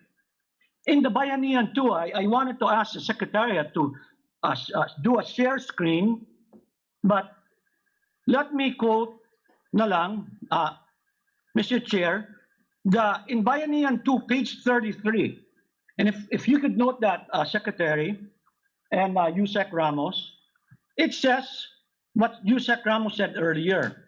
Notwithstanding any law to the contrary, the President is hereby authorized to realign and reprogram of PAPs and utilize the funds to priority programs for PPEs, isolation, treatment facilities, construction of hospitals, and all of that. But if you read, Mr. Chair, right after that provision... That will be your last question. You have consumed your 6 minutes already. 6 minutes na ba yun, Mr. Mr. Chairman, 6 may minutes I already. be recognized? Wait, let me finish. It yes, says Congressman, that appropriations for infrastructure projects shall not be subject of reprogramming and realignment. Did the Secretary or the USEC see that provision? That infra projects cannot be reprogrammed or realigned in Bayanihan 2. Meaning the 2021 FLRs may be illegal as mentioned by Congressman Villoso. I'd like to recognize Yusek Ramos. Yusek Ramos, you're recognized. Yes, Mr. Chair. Yung bayanihan law po kasi yung number one yung naging basis for the discontinuance of the PAPs po during the COVID pandemic, which was yun nga po, it will be supplemented in the 2021 budget.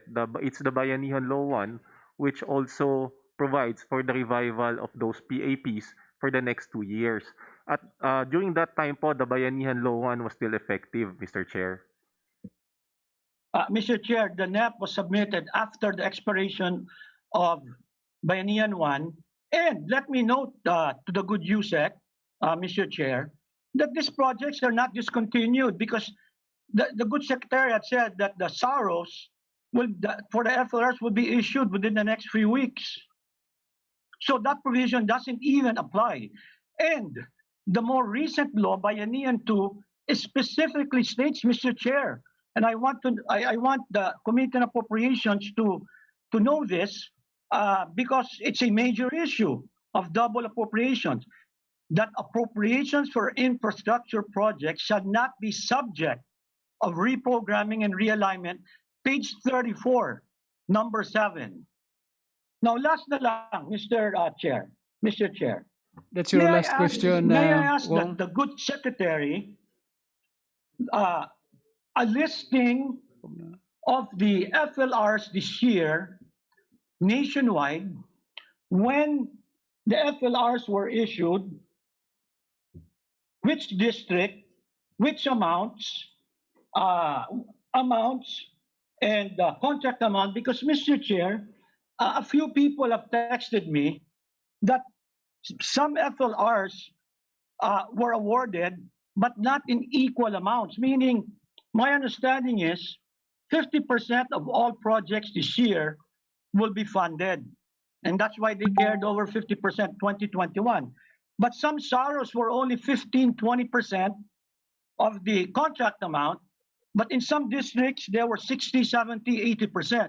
So may I request Mr. Chair, for the DPWH to give us a list of the release of their requests and DBM release of SAROs with the pertinent information on contract amount, congressional district, and amount of SARO, Mr. Chair. And that will be my last.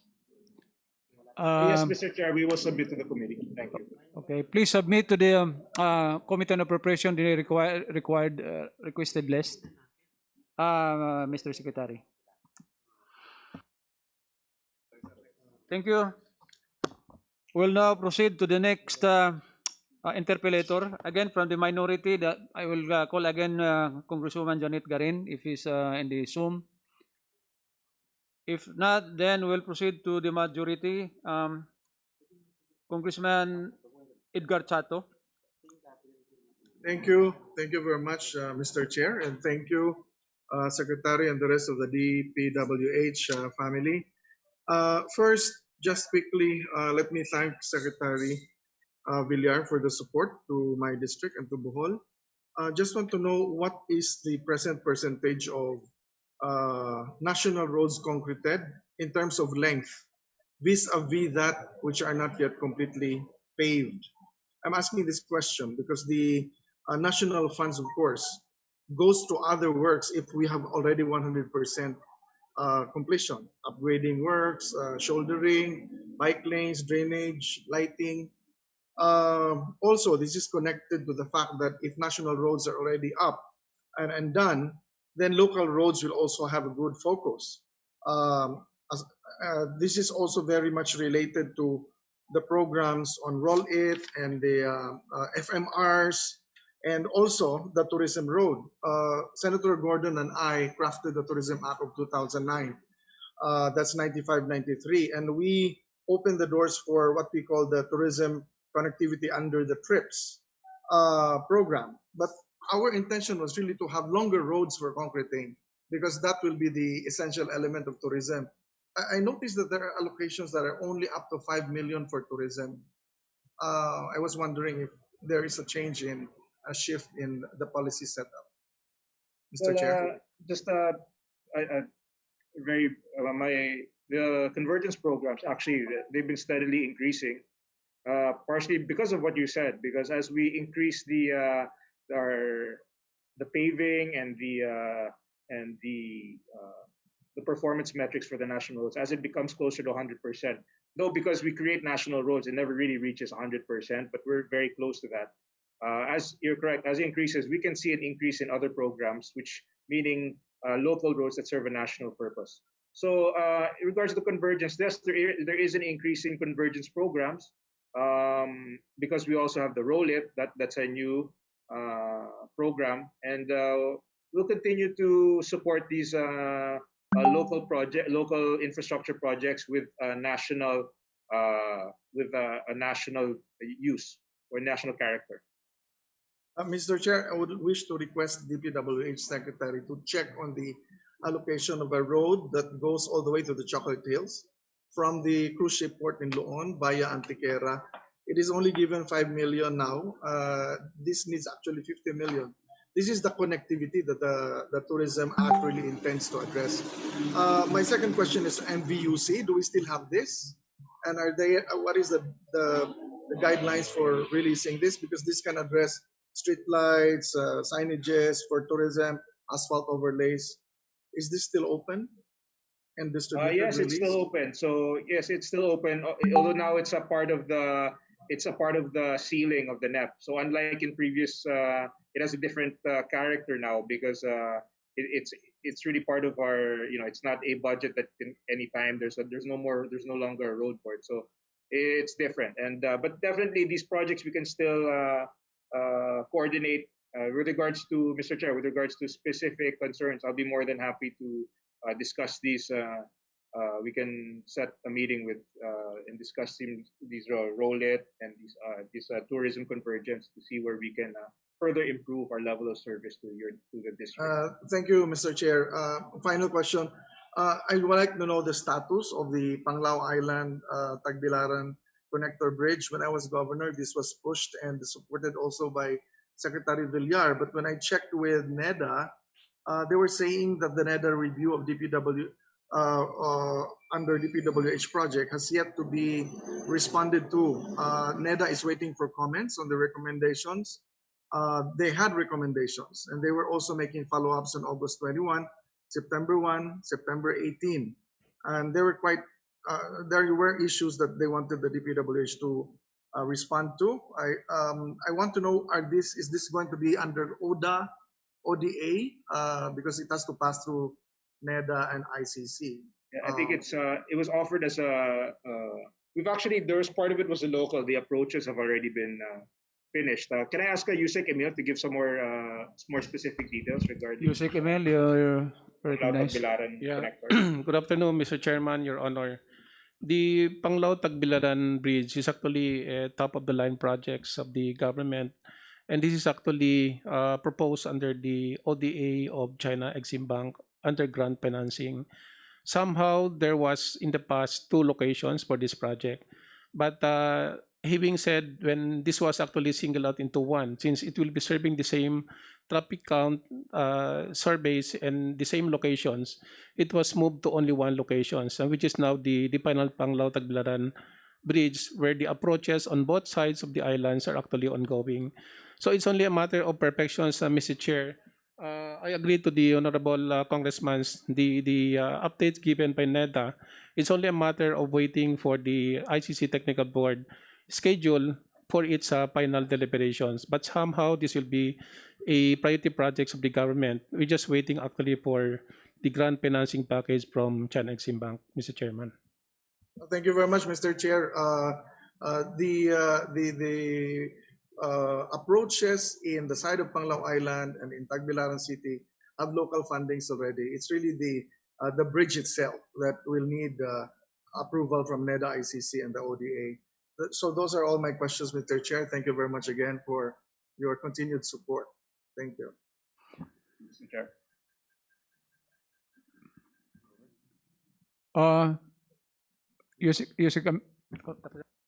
Okay. Thank you. Next, to interpolate is Congresswoman Ria Vergara from the majority.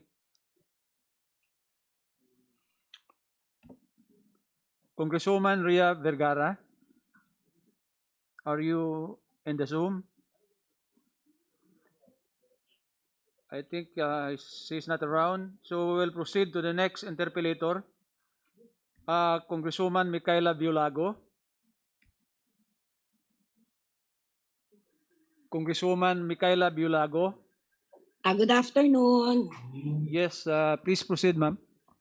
Hindi po, konti lang po ang katanungan ko tungkol dito sa DPWH. Gusto ko lang po sanang malaman, sa ginawa pong budgeting ng DPWH, meron po bang particular allocation per congressman? Per district engineering office po yung allocation, I guess yung allocation categories per categories, district engineering office or regional office. Thank you po, Secretary Villar. Mr. Chair, my next question po, regarding to sa ating FLR, kasi may mga FLR tayo na from 2020, parang meron pa ho ata yung iba, parang 2019 pa 2020, ngayon po, isinama uli sa 2021. I just want to know kung this is already budgeted na yung ating FLR, baka po pwedeng ma-issuehan na ng SARO. Mr. Chairman, thank you for that concern. We share with the same concern, and I'm confident based on the DB talks with the DB, and they'll be releasing. They will be aggressively releasing over the next month. So we are eagerly awaiting the arrival of the funds. So most probably all the FLRs na nakasama sa NEPOR 2021, they will be issued na SARO? Well, only Sec Wendell can really answer when, but based on our talks, he's saying they're very, at this point, I know for a fact that they're very aggressively doing the paperwork and readying for the release of these funds. So by next week po, maasahan namin na magre-release ang DBM o ang DPWH ng memo na I will give you an update po. I will meet with Sec Wendell and give you a more detailed siguro pag nakausap ko na po si Sec Wendell.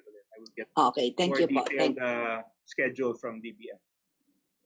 Okay, thank you po. Thank you, Secretary Villar. Thank you po, Mr. Chair. That's all. Thank you. We'll now proceed to the next interpellator from the majority again. Congressman Bong Suntay. Thank you very much, Mr. Chair. Well, first of all, I'd like to thank Secretary Mark Villar for the continued support in my district. Yung hindi ko na rin, I will not dwell on the FLRs and non-funded SAROs dahil natanong na ng mga kasama ko. I just want to air one concern, a minor concern lang naman ito. This is with regards to the road improvement ng Panay Avenue, which runs parallel to Quezon Avenue from EDSA to Scout Chuatoco. This particular street has already been na program na ito. In fact, it has been widened from 2 to 4 lanes. Meron lang natirang middle portion from Scout Reyes to Roses Avenue. In fact, I requested na sana masama yon doon sa projects to be undertaken in my district kasi sayang yung kalsada eh. Yun na lang, maliit na portion na lang yung hindi nasama. But unfortunately, hindi na include and I was wondering baka pwedeng ma-reconsider para lang matapos na yung improvement ng Panay Avenue. Yes, Mr. Chair. I'm very open to these suggestions. Again, I always believe that these, of course, the suggestions of the Kong is coming really from the ground. So it's really the benefit for this part. So to answer your question, Mr. Chairman, yes, definitely, we are open to making changes that would further improve our service to the districts. Thank you, Mr. Chairman. Thank you, Congressman Bong. The next interpellator from the majority, Congresswoman Janice Salimbangon.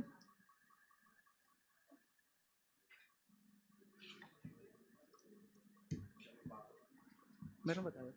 Meron. Yeah. Wala? Congresswoman Janice Salimbangon, are you in the Zoom?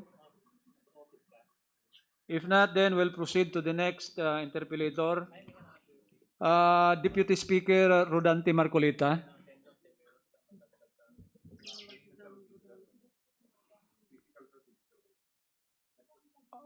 Again,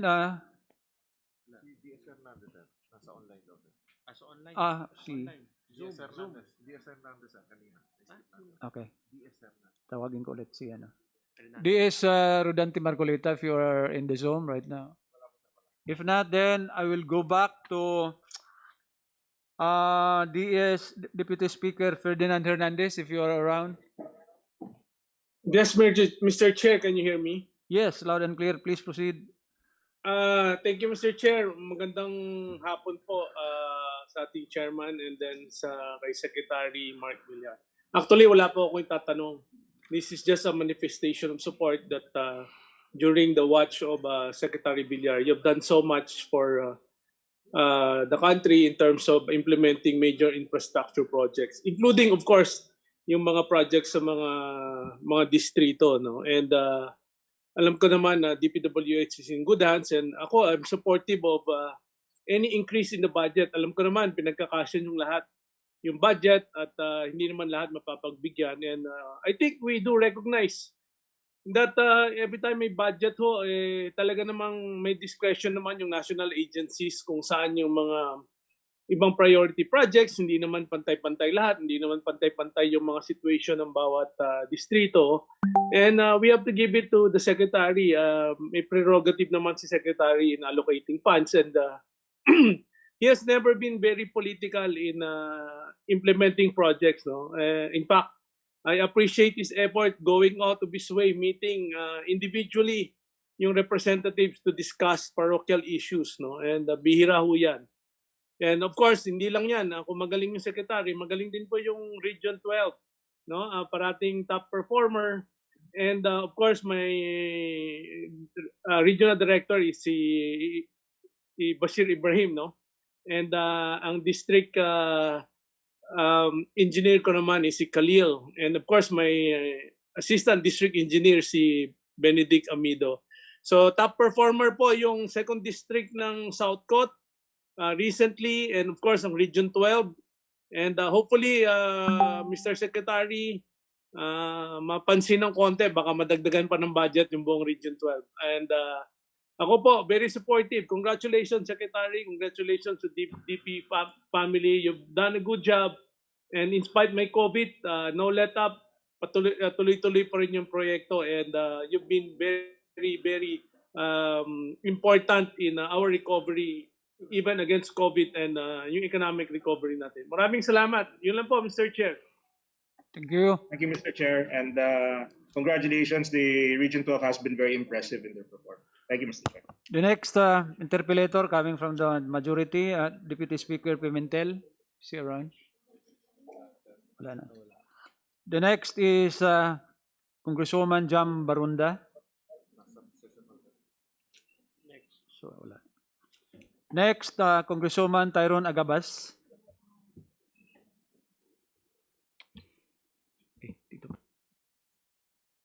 Yeah. Hello. Yes, yeah, proceed, Kong.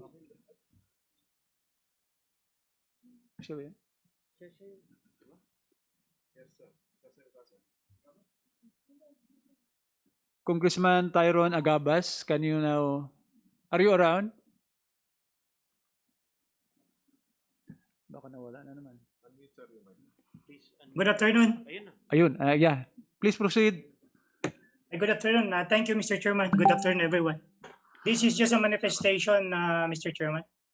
In behalf of the 6th District of Pangasinan, please allow me to express my gratitude to the good Secretary, the Honorable Mark Villar, to USEC Cathy Cabral, to all the Undersecretaries, Assistant Secretaries, to our Regional Director Ronald Tan, who has always been very helpful to us, and to all the men and women of the DPWH who, despite the threat of COVID-19, brave the COVID front lines in the name of public service.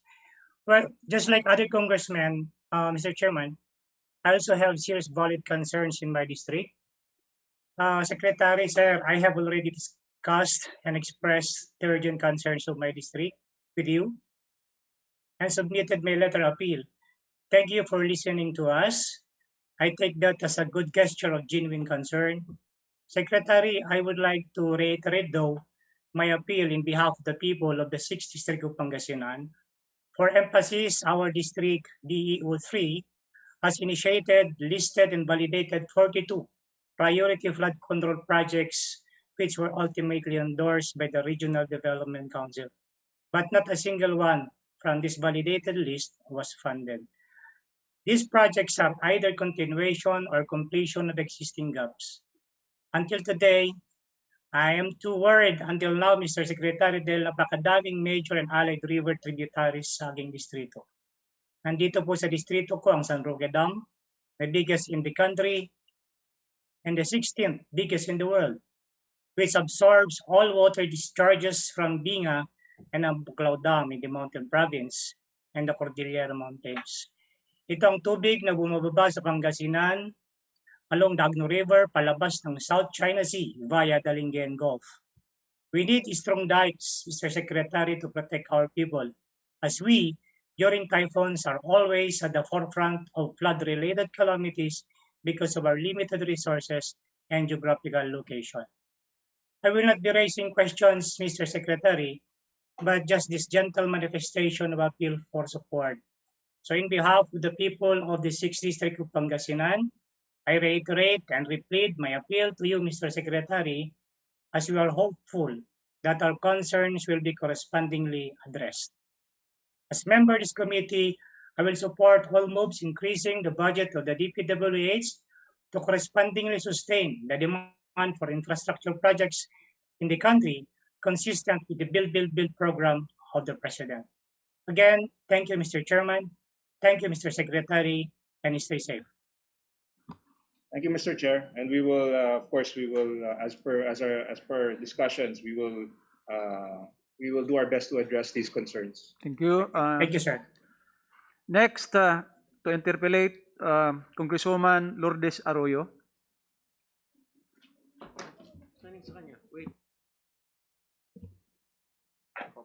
I will just read. Mr. Chairman. Ayun na ba siya? Okay. There is a, Mr. Chairman. Proceed. On behalf of Congresswoman Arroyo. Yes, she sent a text message and I would like to read her manifestation, Mr. Chairman. So, yes, I would like to make a manifestation to commend our Honorable Secretary Villar for considering the persons with disabilities in his budget proposal for the Department of Public Works and Highways. The line item in the DPWH for the construction, rehabilitation, improvement of facilities for persons with disabilities and elderlies, senior citizens, including gender-responsive facilities amounting to 480 million pesos will go a long way to improve the lives not only of the persons with disabilities but also of our senior citizens. I thank the DPWH family for its commitment in facilitating equal access to public space, facilities, and services for our persons with disabilities, for being proactive in ensuring that the rights of persons with disabilities are respected, and for your vigilance in enforcement of the accessibility law. Again, thank you, Mr. Chair. Thank you, Secretary Mark Villar. Mabuhay po kayo, Congresswoman Arroyo. Thank you, Mr. Chair. Thank you. Next to interpellate is Congresswoman Bantik Orisma. Yes, thank you, Mr. Chair, and good afternoon. Good afternoon to the family of DPWH. My concern really is about the FLR, but that was already brought out, Mr. Chair, by Honorable Vice Chairperson Mickey Biolago. Ganon din po yung problema namin. And almost all congressmen, yun na ho yata, Mr. Secretary, ang problema. And I would like to take this opportunity to thank the Honorable Mr. Chairman, the Secretary of DPWH, Apo Mark Villar, for giving priority to this Dalton East alternate route, which is connecting Region 2 and Region 3 here in this area. And lastly, yung aking sasabihin, Mr. Chair, kay Mr. Secretary, is about the payment po ng mga payment of those whose lot was affected by the opening of this bypass road. Ang request ko lang po, Mr. Secretary, priority should also be given to this. Alam niyo naman na ho, marami hong may mga social media na ho ngayon tayo. Since I'm the one, representing my district in the national level, laging ang sisi sa akin po. Kaya I would like to request from the Secretary na kung pwede, we have to give priority to the payments of this bypass road.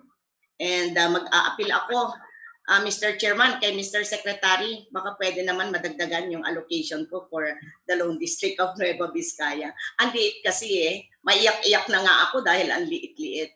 So, thank you in advance. Yun lang po, Mr. Secretary, and stay safe, everyone. Mr. Secretary, any comment? Yes, Mr. Chairman, we will do our best to help, and especially and also with this right-of-way payments, I'll look into this immediately, Mr. Chairman. Thank you. We will now proceed to the next interpellator from the majority, Congressman Alan T. Thank you, Mr. Chairman. Yeah. Good afternoon, Mr. Secretary, and to the DPWH officials who are in attendance today in this committee. Mr. Secretary, In the proposed 2021 national budget, how much is proposed to be spent from the fund collections of the Motor Vehicles Users Charge or MVUC? I think it's about 50. Can I ask Yusek, Kathy, how much is the exact amount? Yusek, Kathy, you have the floor. It's about 15.1 billion, Mr. Chair. So am I correct? It's around 15,192 million pesos. Correct, Apo. Mr. Secretary, did you earmark the MVUC funds based on Section 7 of Republic Act 8794 as amended by RA 11239, which provides that collections from the MVUC shall be earmarked solely and exclusively for the following? Letter A, 80% to the Special Road Support Fund for road maintenance and the improvement of road drainage of national, primary, and secondary roads. Letter B, 5% to the Special Local Road Fund for road maintenance of local roads, traffic management, and road safety devices. Letter C, 7.5% to the Special Road Safety Fund for the installation of traffic signs, pavement markings, and safety devices. And lastly, letter D, 7.5% to the Special Vehicle Pollution Control Fund for the air pollution control. We allocated as per the guidelines set forth under the MVUC. Can I ask Yusek Edward Ramos to give us a little more insight on the specific? Yusek Edward Ramos. Yes, Mr. Chair. The allocation po was actually based on the new law, which removed that specific percentages for the local support fund, etc., Mr. Chair. Under the new law, Mr. Chair, the allocation should pertain to the construction and rehabilitations of an upgrading of roads and bridges, Mr. Chair. Thank you. My next question, under the same law that you referred to, Republic Act 11239, provided for a Congressional Oversight Committee on the MVUC. Was the Oversight Committee consulted in the determination of what programs or projects are to be funded with the MVUC funds? The same law, Mr. Chair, provides for the power of the Secretary to provide for the guidelines for the prioritization and identification of the projects to be funded by the MVUC. At any rate, Your Honor, of course, we will be open to the oversight function of Congress for this purpose, Your Honor. So the Oversight Committee was not consulted on the matter? There Am was I correct? Just answer Mr. yes Chair, or there no. was no Yes provision or under no? law. Yes, Your Honor. Yes, okay. Thank you. So the committee, the Oversight Committee was consulted on this matter? Yes?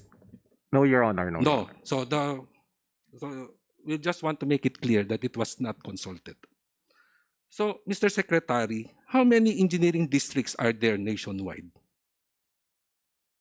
Yusek, can I direct the Yusek Kathy to answer the... Undersecretary Kathy Cabral. Mr. Chair, around 180 district offices nationwide. 180 district offices. 184 to be exact. 184. So it's 184 district offices. Can you confirm? There are, for the record, our latest tally is 186 regular district engineering offices. Thank you. Mr. Secretary, can you confirm that all your engineering districts have program needs for road maintenance and improvements in their respective areas of jurisdiction? Yusek, can I recognize Yusek Kathy regarding the maintenance fund? Yes, sir. Maintenance funds are provided for each district engineering office under our current operating expenditures, Mr. Chair. So there's a need, program needs for road maintenance and improvements. Correct? Yes, sir. Can you also confirm that all or majority of your district engineering offices submitted a list of program needs for road maintenance and improvements chargeable against the MVUC fund, Mr. Secretary? Can I confirm? We received some requests, I suppose. I'm not sure if all 180 6 submitted. Congressman T, you have consumed your 3 minutes already. Mr. Chairman, I already Congressman Go is kind enough to lend me his time as well as Congressman Lara, Mr. Chairman. Okay. So may I proceed, Mr. Chairman? Yes, Thank you, proceed. Mr. Chairman. So majority of all the district offices submitted program needs for road maintenance, correct? I have to confirm that, Kong. I have Can to you kindly confirm if it's a confirm? majority. I don't have that number immediately available. Based on the list submitted by your district offices, since you confirmed that there are district offices that submitted lists, did all the engineering districts receive MVUC funds? I'm sorry, what's the question? My question is, did all the engineering districts nationwide receive MVUC funds? I'll have to confirm, but no, maybe not necessary. I'm not sure which ones, but it's an extensive list. I'll have to confirm that. So can you please offices provide us, specifically. since your planning undersecretary is here, since you already submitted your NEP, because based on the figures that I think you can confirm that only 40 district offices receive MVUC funds out of 184 district offices.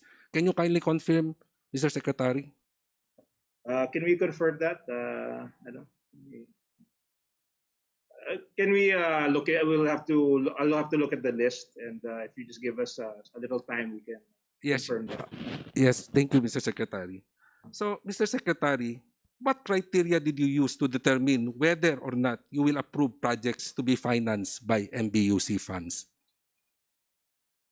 Well, seeing as how it's part of the NEP, again, it's just requests that were given to us, and those are the basis for our allocation for MVUC. Various requests from operations.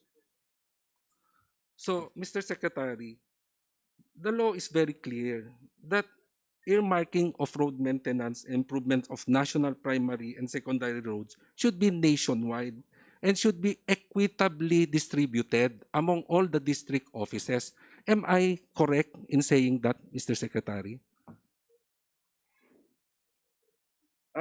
Well, it depends. Of course, this is like the NEP. This is our proposal. Certainly, kami naman po, we submit ourselves to suggestions of Congress if they have any suggestions regarding how the budget. But this is our submission, and this is the if there are any concerns, certainly we're open to the wisdom of Congress. So you are amenable, Mr. Secretary. Would you be amenable to revalidate and resubmit your proposed budget, particularly on MVUC fund utilization before this committee? We can discuss. We are amenable. We submit ourselves to Congress. We will discuss with Congress and how we can best allocate. If there are any suggestions, again, we submitted this budget and we submit ourselves to Congress. So of course we are open to the suggestions of Congress. So what do you, Mr. Secretary, what do you propose should be done to make the allocation of MVUC funds more equitable for all districts nationwide? Siguro we will discuss. I mean, obviously, it's part of, at this point, it's a different, it's a part of the NEP. So perhaps we can, I can discuss it with we will discuss it with the House if there's any improvements that should be made. And ultimately, it'll be Congress who decides, whether this is not like the old MVUC where it's a road board that decide, we're the road board. But in this case, it's part of the national budget. So of course, this is something that the Congress will have an input in. So this is our proposed budget, but of course, Congress will always have the final say on what is approved. Thank you, Mr. Secretary. So, Mr. Chairman, may I move that the proposed DPWH budget on MVUC fund utilization be returned to DPWH for its revalidation and resubmission to this committee for a more equitable distribution among the engineering districts? Is that a form of emotion? It's a motion, Mr. Chairman. There was a motion that... Since the Secretary is amenable for a revalidation or a submission. Any second to that motion? Second. There was a second. Any objection? Hearing none, yes, it's approved. Thank you, Mr. Chairman. So, Madam Undersecretary for Planning, can you resubmit to this committee a revalidated list of MVUC funds utilization for 2021 budget? Mr. Chair, Since the committee already approved We- the revalidation and resubmission of a We will- list of MVUC projects. we will abide with the instruction of the committee, Mr. Chair. Thank you, Madam Chairman, Madam Undersecretary. Thank you. Thank you. That's all, Mr. Secretary. I'm very thankful for your straightforward answer. I'm very thankful. Next, yeah, thank you. Next to interpolate is from the majority again, Congresswoman Cyril Abwig Saldivar. Congresswoman Cyril Abwig Saldivar, if you are around. Good afternoon, Mr. Chair. Yes, we hear you. Please Good proceed. afternoon, Secretary, and to the DPWH family. Like some of our colleagues, Mr. Chair, we are grateful to the department, led of course by the Secretary, in looking at the needs of our district, the 2nd District of Palawan, and substantially addressing our needs, Mr. Chair. In fact, masaya po kami na yung aming pong Puerto Princesa South Road, which traverses most of the municipalities in our district, as well as the other national roads like the one along the west coast facing the West Philippine Sea, unti-unti na pong nabubuo na, nasisemento na po at nabubuksan na po. That's why, Mr. Chair, when we received the copy of the National Expenditure Program, we were very excited to look at the projects that were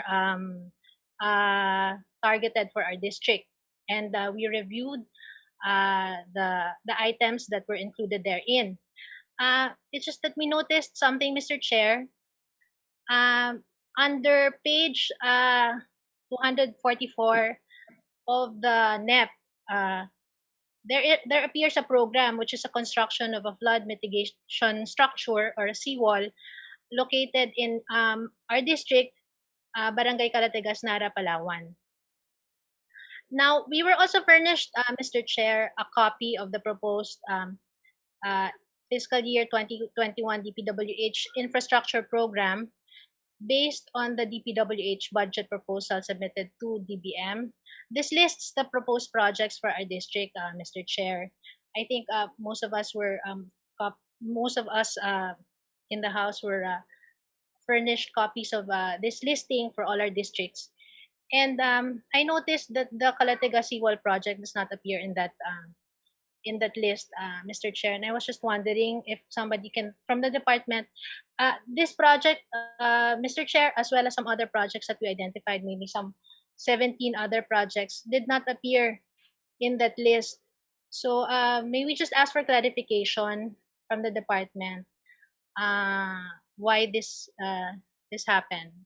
How come it is not in the NEP?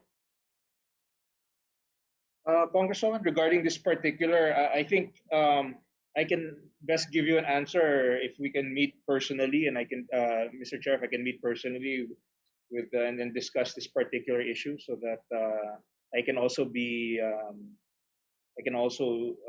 briefed on this for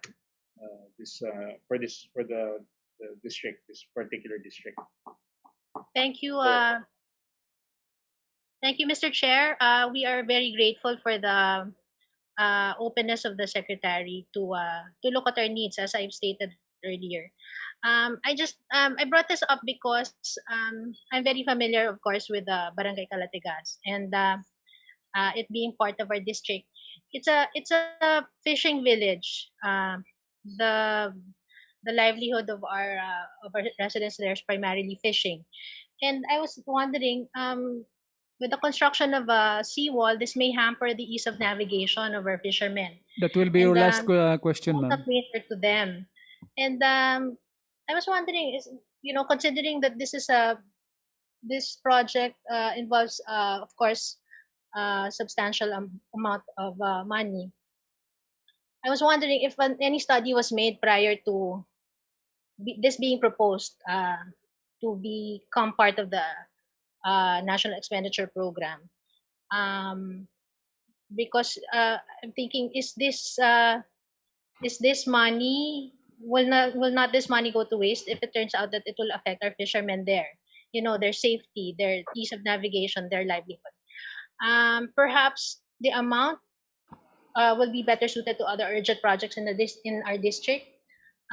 Such as, for example, if top of my mind, maybe a construction of a bridge to connect the west coast of our province. Ma'am, you have consumed your 3 minutes already. I'm sorry. Tapos na po yung 3 minutes. So please Mr. wind up. Chair, I can address this sorry. question. I can meet personally with Congresswoman Bueg to Thank the you. next few Thank you, days Mr. to discuss this at length, because I don't think we'll be able to resolve this issue in a few minutes. So if with the indulgence of the chair, I will set a meeting with Congresswoman to discuss this. Thank you, at Mr. length. Chair. Thank you. Thank you. Thank you, Mr. Secretary. Thank you. Thank you. Thank you, ma'am.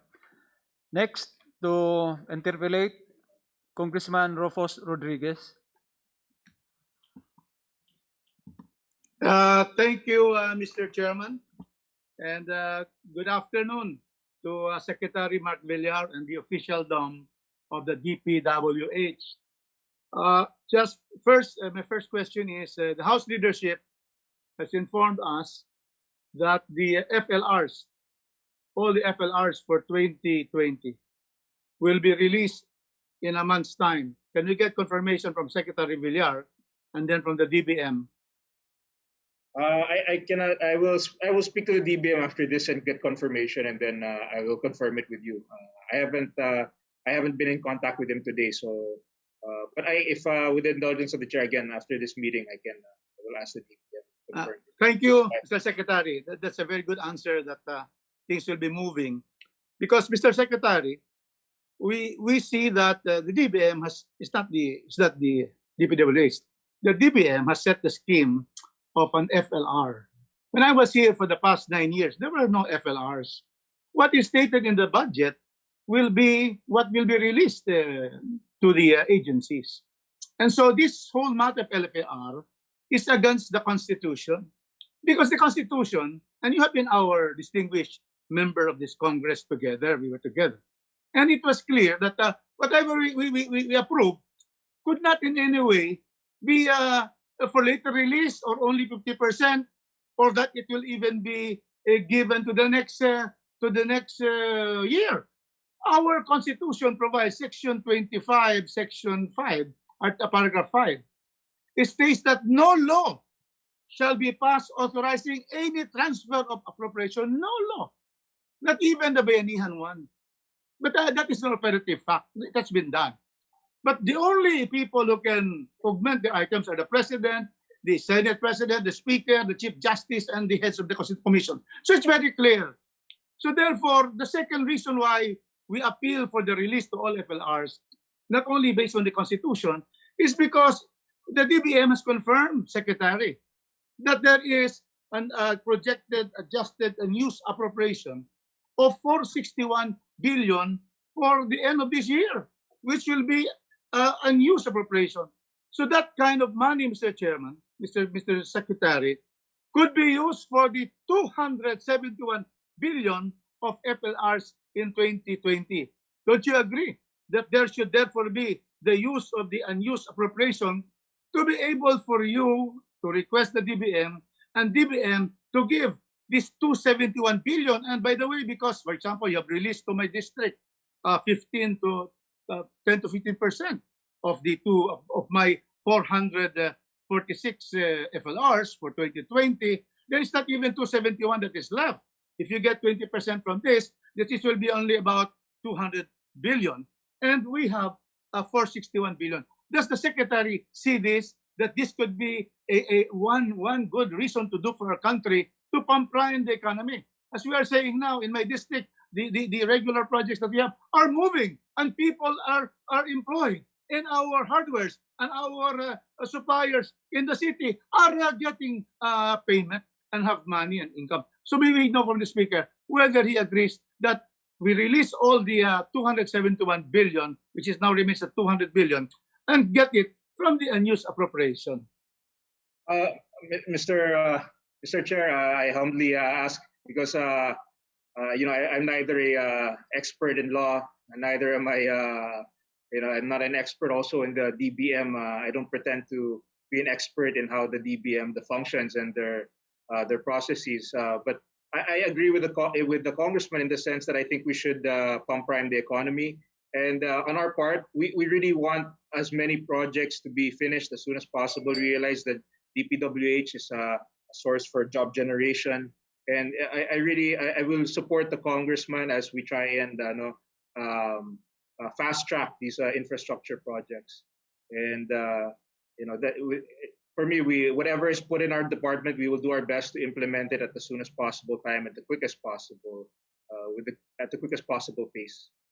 Thank you, Mr. Secretary, Mr. Chairman, for that very supportive answer. Thank you very much. Now, what I'm saying also, Mr. Chairman, is in our Constitution, we cannot have a double appropriation because what has been appropriated in 2020, we cannot move it and have it transferred to the appropriation of 2021. That is why we are saying, Mr. Chairman, that if we move the 135 billion, the 50%, if you're not going to be paid and everything, all the FLRs to all districts within a month's time, the problem is it will be placed into it will be unconstitutional because we cannot reappropriate. It becomes double appropriation. There can be no such thing that there can be a double appropriation. And that is why we urge the Secretary to help us convince the DBM, because the DBMs, although I will ask them now, the DBM, that there should be no more FLRs in the coming years. It has never been done when I was congressman from 2007 to 2016, 9 years. Now when I come back, there's an FLR. So that is what is confusing to all of us. And so therefore it gives false hopes because after all, some of the FLRs are not really funded in full and maybe given to the next year. What you appropriate now should be it. There's now there should be no other FLRs or for later release. No such thing in the Constitution, Mr. Chairman. So I would like to ask, because we have a very supportive secretary, we'd like to ask the DBM now of whether they are going to release all the SAROs for all the FLRs of all districts in our country in one month's time. Mr. Chairman. Mr. Secretary, can you answer that question? It's for the DBM now, Mr. Chairman. Mr. DBM, can you please reply?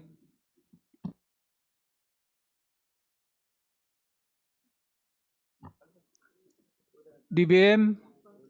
Hello, Mr. Chair. Good Yes. afternoon. Can you reply to that question? Actually, that is a policy decision that only that can be answered by my superiors, sir. So I will inform the secretary regarding your request, and it will be his decision, sir. Thank you, sir. Thank you, ma'am. Thank you very much. You have no fault here. But, Mr. Chairman, I insist on the presence of the DBM Secretary, my good friend Wendell Avisado. It cannot be answered now. When will be the time in the plenary?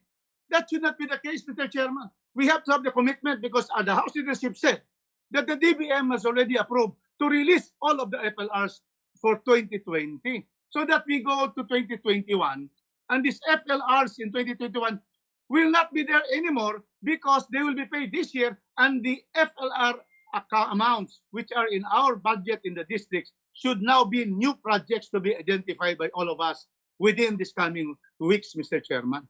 So we know why Secretary Avisado is absent in a very important, the public works budget is what is the most important to us because it is pump priming. It is for the development of our districts. So we know why Wendell Avisado could not be present, Mr. Chairman. Otherwise, I will ask for the deferment of this budget because the DBM is not here. They should be here, Mr. Chairman. DBM, can you reply why the DBM Secretary is not around? Secretary Avisado is now in a prior engagement, so he cannot be around. I'm sure he will make himself available when the time comes. Thank you, sir. Mr. Chair, I'd just like to express Mr. Chair, I'd like to express my support for the committee. I will personally speak with Sec Wendell about this, as I share the sentiment. Kong Rufus is one of the most, I've known him for a long time, and he's one of the sharpest legal minds in Congress. And up to now, I learned a lot from him. So I will be assisting the Congress in this issue. And I'll really do my best to see how we can resolve it at the soonest possible time. Thank you, Mr. Chair.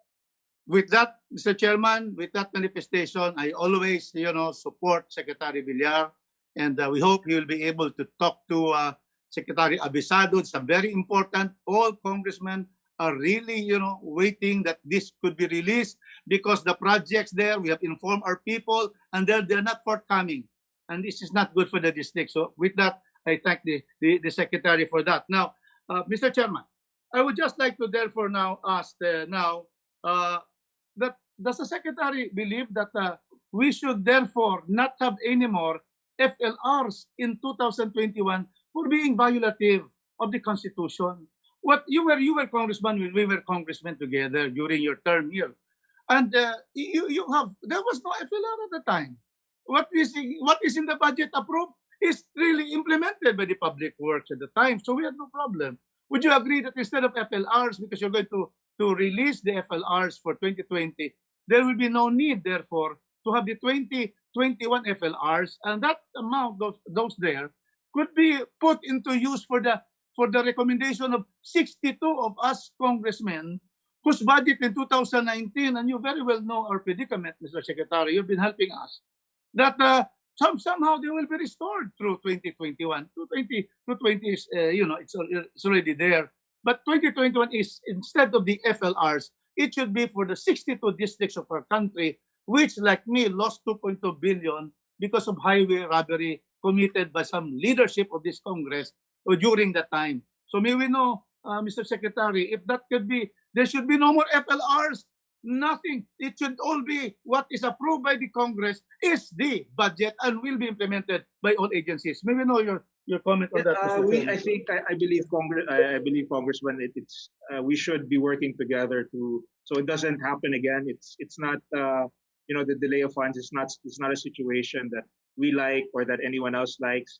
So we'll be working with the DBM to make sure that ideally the funds should be appropriated as early in the year as possible. Should be obligated. That's our goal, and we will be working with DBM. And I think, to be fair, the DBM, I think they'll share in that goal. And I really believe that we can work together with Congress and DBM and us to make sure that the funds are immediately, once they're there, they're immediately obligated. And everyone, there's no reason why we can't all be on the same page in this endeavor. Thank you, Mr. Chairman, Mr. Secretary. My last question is not more of a question, but a thank you.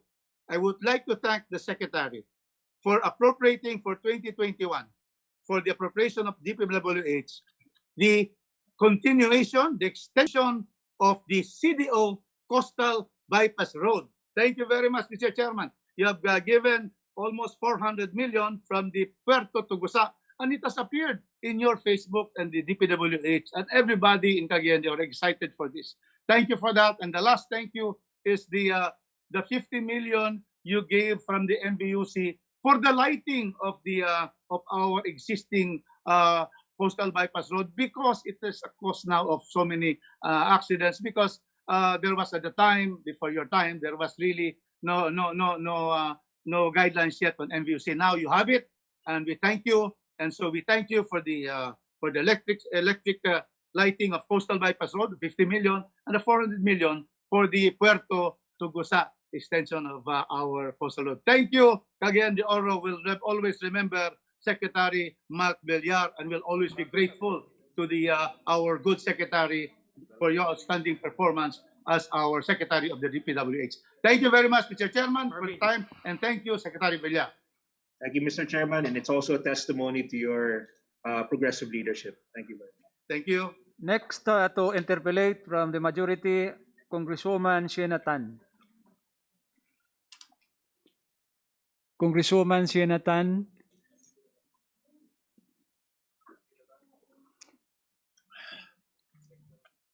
Congresswoman Sinatan, if you are in the Zoom, parang wala yata. We will now proceed to the next interpellator, Congressman Hector Sanchez. Good afternoon, Mr. Chairman. Yes, proceed, please. Can you hear me? Yes, good afternoon, Mr. Secretary, and to all the family of DPWH. Under COA audit, calendar year 2018, you have DPWH have a savings in your projects of around 118.4 billion due to conflict with LGUs and design were not completed. My question is, how much is the total amount of projects not implemented also in 2019 with the same reason, Mr. Secretary, Mr. Chairman? How many amount of projects were not implemented? Amount, sir, amount. Amount? Can I confirm ask our finance, what is our savings for that? Ang tanong niyo po kung magkano yung savings in 2019? Yes, you are right, Mr. Can I ask from our finance director Palapox what our savings was for 2019? Palapox, you're recognized. Mr. Chairman, the savings and variances submitted to DBM for the 2019 is 13.68 billion. Thank you, Mr. Chairman. Thank you, Mr. Secretary. So with that amount of 13.68 billion plus the 2018, which is 118.4 billion, as per record of COA order. Sige. I-mute pala. Mr. Chairman, we are discussing about FLRs for 2020 and 2021. Since this savings, may I suggest, Mr. Chairman, to be retained to the Department of DPWH because, well, under Section 22, these were already approved by the Congress, and this is a law. Mr. Chairman, I would like to put it on records to this committee of this request. Thank you, Mr. Chairman. Mr. Secretary, can you? Okay. Thank you, Congressman Sanchez. I have my next concern, Mr. Chairman. Proceed, yeah, please. Last question, probably. Yeah, Mr. Secretary, Karamuran town proper of my province. That is my birthplace. And since then, we have a big problem on our seawalls, which during typhoon, storm surge are very high, and it's very unsafe to our constituents. May I request, Mr. Secretary, to even give us or prioritize this for this year, 50 million for a multi-year project, Mr. Secretary? Mr. Chairman, can we request for a formal letter, and we will do our best. I think, and I can meet with Congressman also to discuss his parochial concerns if he'd like. Yes, thank you so much, Mr. Chairman. And I would like to manifest that the good secretary, again, to congratulate you and to commend your very, very good performance. It's an excellent performance. And for me, sa nakikita ko po sa dami-daming naging DPWH secretary, alam nyo noong araw, ang problema yung mga hukay dyan sa kalye. Now, nawala po lahat yun. Mag-Luzon, Visayas, Mindanao. That's why we are looking forward of your success. A very young secretary, maybe you'll be a very good leader in the future. Thank you, Mr. Secretary, and thank you, Mr. Chairman. Thank you, Mr. Chairman. Next, to interpolate from the majority, Congressman Mayo Almario. Thank you, Chairman, Secretary. Let me go direct to the point, no? The budget process for the department and for all other departments as well is that your department, the District Engineering Office, prepares their annual investment program. And then that AIP is endorsed to the region for consideration of the RDC. Tama ho ba? Yes, yes. Okay. From the RDC, it goes to the OSEC of DPWH. The planning ng DPWH. But when DPWH receives the budget ceiling from DBM, it is now the central office who puts a limit in every AIP of the DEO, of the District Engineering Office. Is that correct? Yes. Yes. Okay, now, let me cite figures, for example, for discussion, para mas klaro po. Kunyari, ang sinabit ng DEO is 5 billion, screened and endorsed by RDC. But then, natanggap ng OSEC, ng DP, na ito lang ang ceiling niya, sabi ng DBM, then OSEC will now approve a small part of the 5 billion submitted and screened by the RDC. Kunyari, kung 5 billion ang total, ang ma-approve doon, mga 2 billion na lang. Is that correct po? Possible, yes. Yes. Yes, it's a fair Here's Here's my question. Who chooses which projects in the AIP as endorsed by RDC will be included within the ceiling set by DBM? Well, of course that function is delegated mostly to the planning department. But that being said, that's not the only. There are priorities that emanate from the executive that don't necessarily, that are also, they can be presidential priorities, commitments.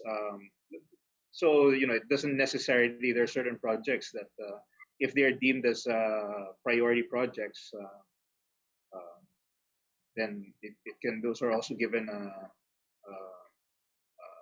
priority. Yes, okay. That should be in the formula, SEC, no?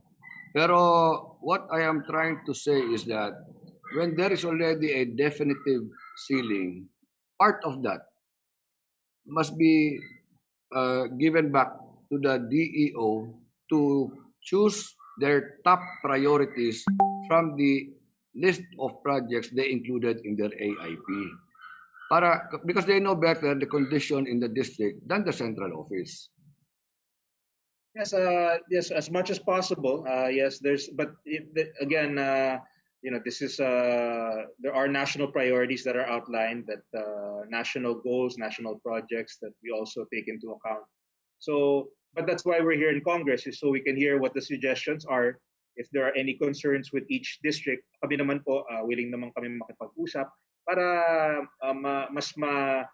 mabigyan ng serbisyo ang ating mga distrito. So, again, this was our recommendation. It's not necessarily all. There are also some national priorities that emanate from other sources, but we are here to address your concerns. Yes, because I was looking at the items in the AIP of my engineering district, and that one contained in your addendum, there are some ongoing projects which cannot be continued simply because it's not funded for next year. Mr. Chair, I can definitely I can discuss these with you. I give this service to all districts that I realize that there's no process, wala namang perfect po na process, and it's I'm open to a discussion with regards to the details of your particular district so that we can improve. There are certain items na gusto nyo pong ituloy na hindi na pondohan. Open naman kami. Pwede naman pag-usapan. Thank you very much for that, Sec. No, I hope what Kong Rufus said earlier about FLRs will not happen, because if we change again the listing as what happened in 2020, it went to FLR. Now, much about that. Let's talk about FLR. So the FLRs are now the SAROs for the FLRs are now trickling in, and some are already started, but most will be started in October yet. Please Some wind were up your started question, in September. Kong Almario. You have That's consumed 3 months away from 3 the minutes. deadline of December 31, 2020. How do you go about that? There are projects which require 240 days to finish, but you have 90 days coming in. Well, the life of the fund does not lapse.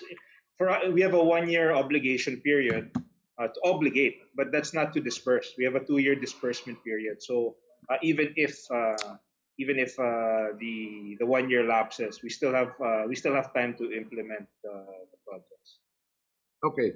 Now, last sec, yung MICA, who approves the MICA? Is it DPWH alone or DP with DBM? We propose it, but the DBM approves the MICA. Have you proposed to DBM? Yes. And We regularly, that's a part of our, there are many projects. We encourage the use That of will be MICA the last to question, Kong. To make the, of course, the cash disbursements more efficient. So that's one of the mechanisms we use to be more efficient, and it allows us to bid out multi-year projects in one contract. Yeah, because it was mentioned earlier, and your reply was the same contractor will be handling the tail end of that project na nasa 2021. Pero ang balita ko, wala parang guidelines from the head office because, as you said, DBM has to act on it. Ganun ba? I believe they're acting on it. They're doing the SAROs and the MICA. That will come. We will continue to help you follow up. But I understand that I will speak with Sec Wendell again and express the concerns. And ako naman po, gusto ko rin na mailabas na po yung mga funds para at least makapagsimula na. Okay, thank you so much, Sec. Mr. Chairman, just an input, no? We're focusing on the FLRs sa DPWH, pero meron din sa DA. And while Secretary Villar, in behalf of his department, has been requesting DBM to release, that's not the same case for the Department of Agriculture. So dapat medyo tignan din natin ang mga unreleased funds in the Department of Agriculture. That's all, Mr. Chairman. Secretary Mark, thank you. Thank you, Kong Almario. Next to interpolate is Congresswoman Teresa Colliantes.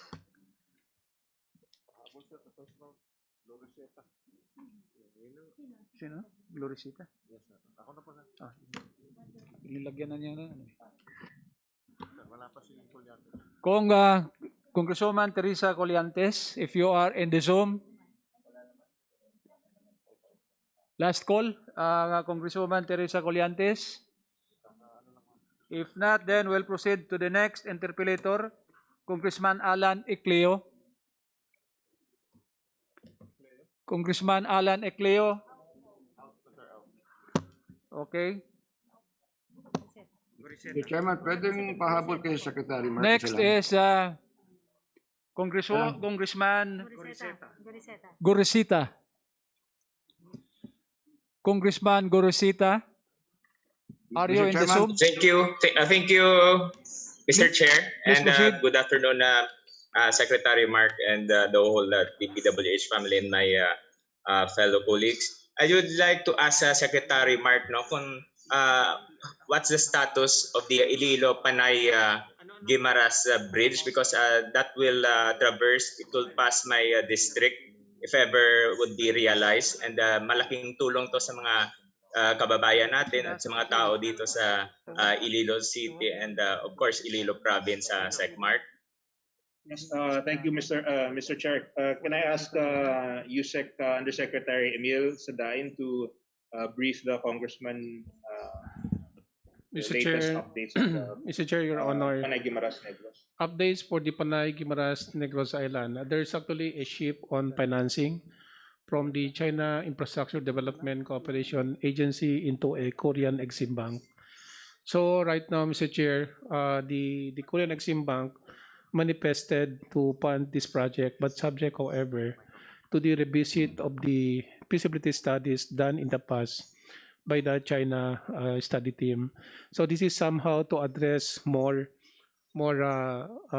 expansions in terms of ridership and connectivity from island to island. So, Mr. Chair, we are actually waiting for the team from the Korean Exim Bank, which will be coming within this year, as they have related to us. And eventually, we'll be also interpolating with them as to the timelines and the prioritizations, because we have learned that the projects, because of its enormity in terms of cost, would come out in two phases. Yun po kung the first phase will be from Iloilo to Guimaras, and the second phase will be from Guimaras to Negros Island. So far, that's the update, Mr. Chair, that we had gotten from the Korean Exim Bank. Thank you, Mr. Chair, and thank you, Yusek Emil, and of course to Secretary Mark, our very hardworking Secretary of DPWH. Thank you sa lahat ng tulong mo dito sa akin distrito, Sec Mark. That's all, Mr. Chair, and magandang hapon sa lahat. Thank you. That is the last interpellator. Mr. Chair, Yes. in relation to the question of Congressman Curaseta, can I have my manifestation? Yes. Yes, with Please that, Mr. proceed. Chair, I would like to manifest to the Department of for DPWH to prioritize the said project, because as what we said, that will help boost the economy not only of the Iloilo City, Guimaras Province, or the Panay Island as well. Thank you so much, Mr. Chair. Mr. Chair, Compoliantes here. Yeah. Yes. Kung we'll heard you loud and clear. Please proceed. Thank you, Mr. Chair. Good afternoon to our colleagues, Secretary Villar and the DPWH family. The 3rd District of Batangas is composed of 2 cities and 10 municipalities, including the Taal Volcano Island itself. The Taal Volcano eruption last January 12 brought much destruction to 5 municipalities in my district in terms of damages to school buildings, barangay halls, gymnasiums, roads, homes, businesses, and livelihood. This representation, Mr. Chair, would like to inquire from the good secretary on what happened to the Taal eruption rehabilitation plan. Please note that the President mentioned that 30 billion will be allocated for the rehabilitation of Taal. Mr. Chair, Mr. Secretary, we need evacuation centers in each municipality, repair of buildings that were damaged. This eruption, Mr. Chair, emphasized the need for new roads, especially in times of disasters, as the 3rd District of Batangas is always in imminent danger. Mr. Chair, we have to repair the existing roads, canals, drainage that were damaged in my district. We have to widen the national roads also, and we must complete the Taal Lake Circumferential Road.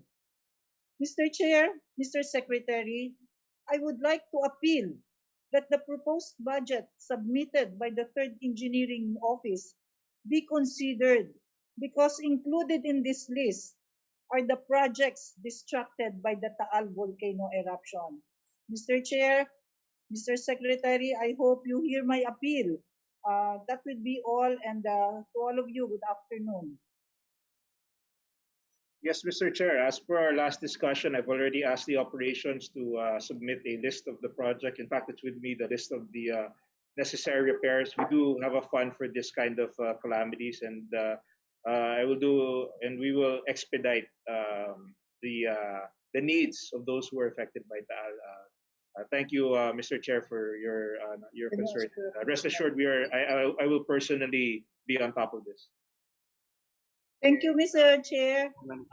May I request, Mr. Secretary, that your lead person get in touch with my office so that we can see the list and discuss this, Mr. Chair?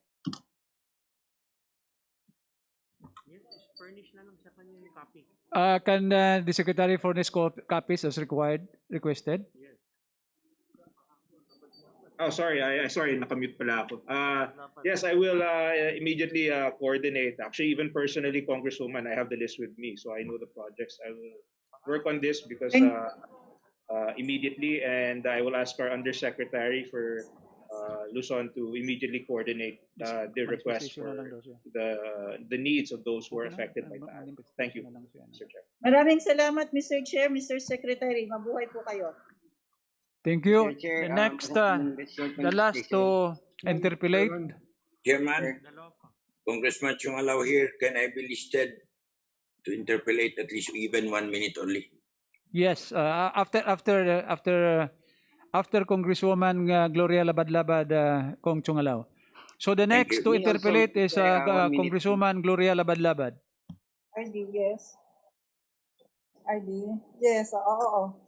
Hi, good afternoon po. Good afternoon, Mr. Chair. Good afternoon po, Mr. Secretary. Please proceed, To the yes. whole DPWH family.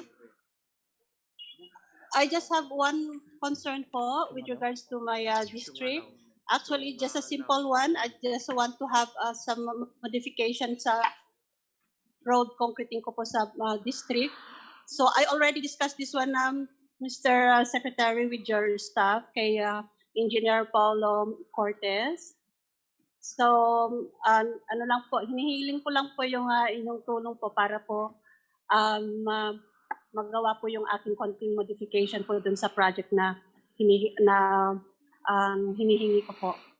That's all, Mr. Chair, Mr. Secretary. Maraming salamat po for all the help po sa district. And God bless you po. Thank you, Kong. Next to interpolate, Congressman Chungalaw. Thank you, Chairman. Good afternoon, Secretary. Hindi sana ako magtatanong dito kasi I have only a few concerns which I took up with you previously.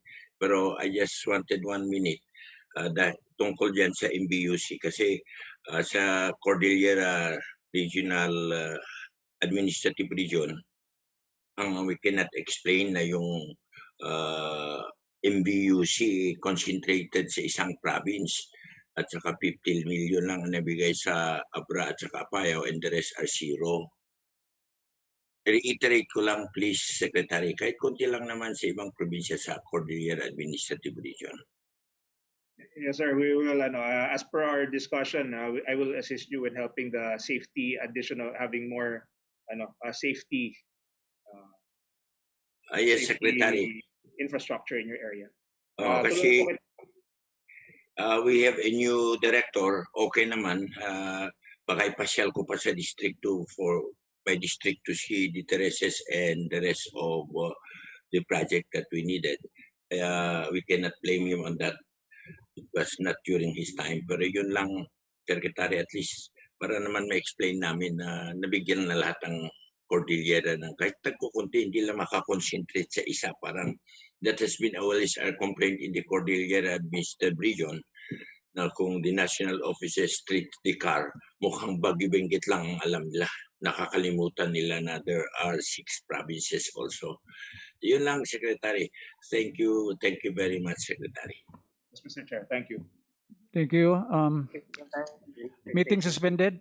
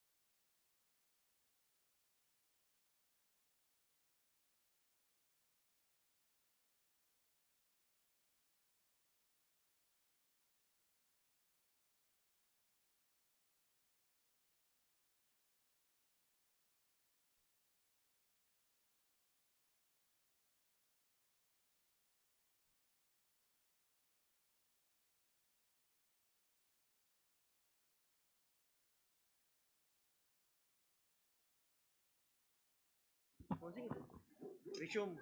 Briefing is resume. Meeting resume.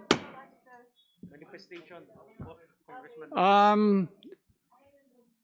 I would like to call Vice Chairman Paul Dasa for a very short manifestation. Thank you, Mr. Chair. I'm compelled, first, to thank the good secretary because we had problems in our area and many have been solved. So I thank the good secretary, Yusek Bernardo, and Director Bueno. But I'm also compelled, Mr. Chair, and in fact, I must state for the record that this particular problem was before the 18th Congress and dagdag po sa problema ni Speaker, na inherit niya yung problema which was mentioned by Kong Rufus Rodriguez. In 2019, there were 63 districts that were severely affected by drastic reduction of the budget. Many of the members went to see personally Secretary Villar, and they have all told me that there was some assurance that the department will try to help. So I just wanted some assurance from the secretary that if those 2019 appeals weren't incorporated in the 2021 budget, if maybe in 2022 that could be considered by the department, by the good secretary, Mr. Chair. That's all, Mr. Chair. Comment, Mr. Honorable Secretary. Mr. Chair, we really will do our best with what resources we are given. We're really trying our best we'll always be as fair as we possibly can, and we'll continue to listen to the concerns. So, if there, with what budget we have now, if there are any improvements that we can still do, I'm here, I'm available to listen. Thank you, Mr. Yeah, just for you. Yes, Mr. Chairman. Thank you, Mr. Secretary. Congressman Dalipi. Yes, thank you very much, Mr. Chairman. I would just want to thank the good secretary, Secretary Mark Villar, for putting in his the list of projects for Region 9, particularly in the 2nd Congressional District of Zamboanga. Thank you very much. Maraming salamat po, Mr. Secretary. And also, thank you also to Yusek, Emil Sadain, yung mga UPMO projects. Alam to ni Yusek Yabut, particularly yung Kuruan to Sibuko, PR12 project. Thank you rin po dun sa Zamboanga East, proposed Zamboanga East Diversion Road Project, UPMO rin. And also thank you to my very good friend, Yusek Dimas Sugilon. Nakakalimutan tayo minsan ni Yusek Dimas. Thank you very much. And also, thank you very much. A lot of thanks also to Yusek, Cathy Cabral. Ma'am, we have, together with Secretary Mark Villar, we started projects in the 2nd Congressional District last 17 Congress, and I hope we can finish the 2 diversion roads, bypass roads, in the 18th Congress with the leadership of Secretary Mark Villar, and also finish also the widening of AH-26. I have more than 100 kilometers of national projects in the district. Also, thank you, Secretary Mark and the whole DPWH family. With that, Mr. Chairman. I move. Thank you. Mr. Chair, Congressman, please, Vice Chairman Ted. short manifestation, please. Mr. Chair. Sino yun? Congressman Tejada. Congressman Tejada for a short manifestation. Yes, please proceed. Yes, thank you very much, Chair, and my friends, Ted and Manix, and of course, and to everyone, but most especially, thank you very much, Secretary Mark, for building road to peace in Mindanao. That is, in our peace effort, you have contributed a lot by building roads to peace, Mr. Secretary Mark, and of course, to our Regional Director, Basir Ibrahim, and to all members of the DPWH family. Thank you very much. You made a great role in development and peace in Mindanao, Secretary Mark. Thank you. Thank you. Mr. Chairman. Yes, Mr. Chairman. Yes, Kong Harisco. It is my distinct honor to congratulate the DPWH family, especially Secretary Mark Villar, Yusek Emil Sadain, Undersecretary Cathy Cabral, Undersecretary Paing Yabot, Undersecretary Dimas Sugilon, my long-lost relative from Aklan, Undersecretary Edward Ramos, our unsung heroes during the time of COVID, Mr. Chairman, they never let us down and gave confidence in the countryside. That is why it is my distinct honor, Mr. Chairman, to call for the termination of the I budget second, Mr. briefing Chair. by DPWH. Thank you. Any second? Second. Mr. Chairman. Yusek This, Bernardo pa pala. This briefing Sorry. is this DPWH briefing is terminated.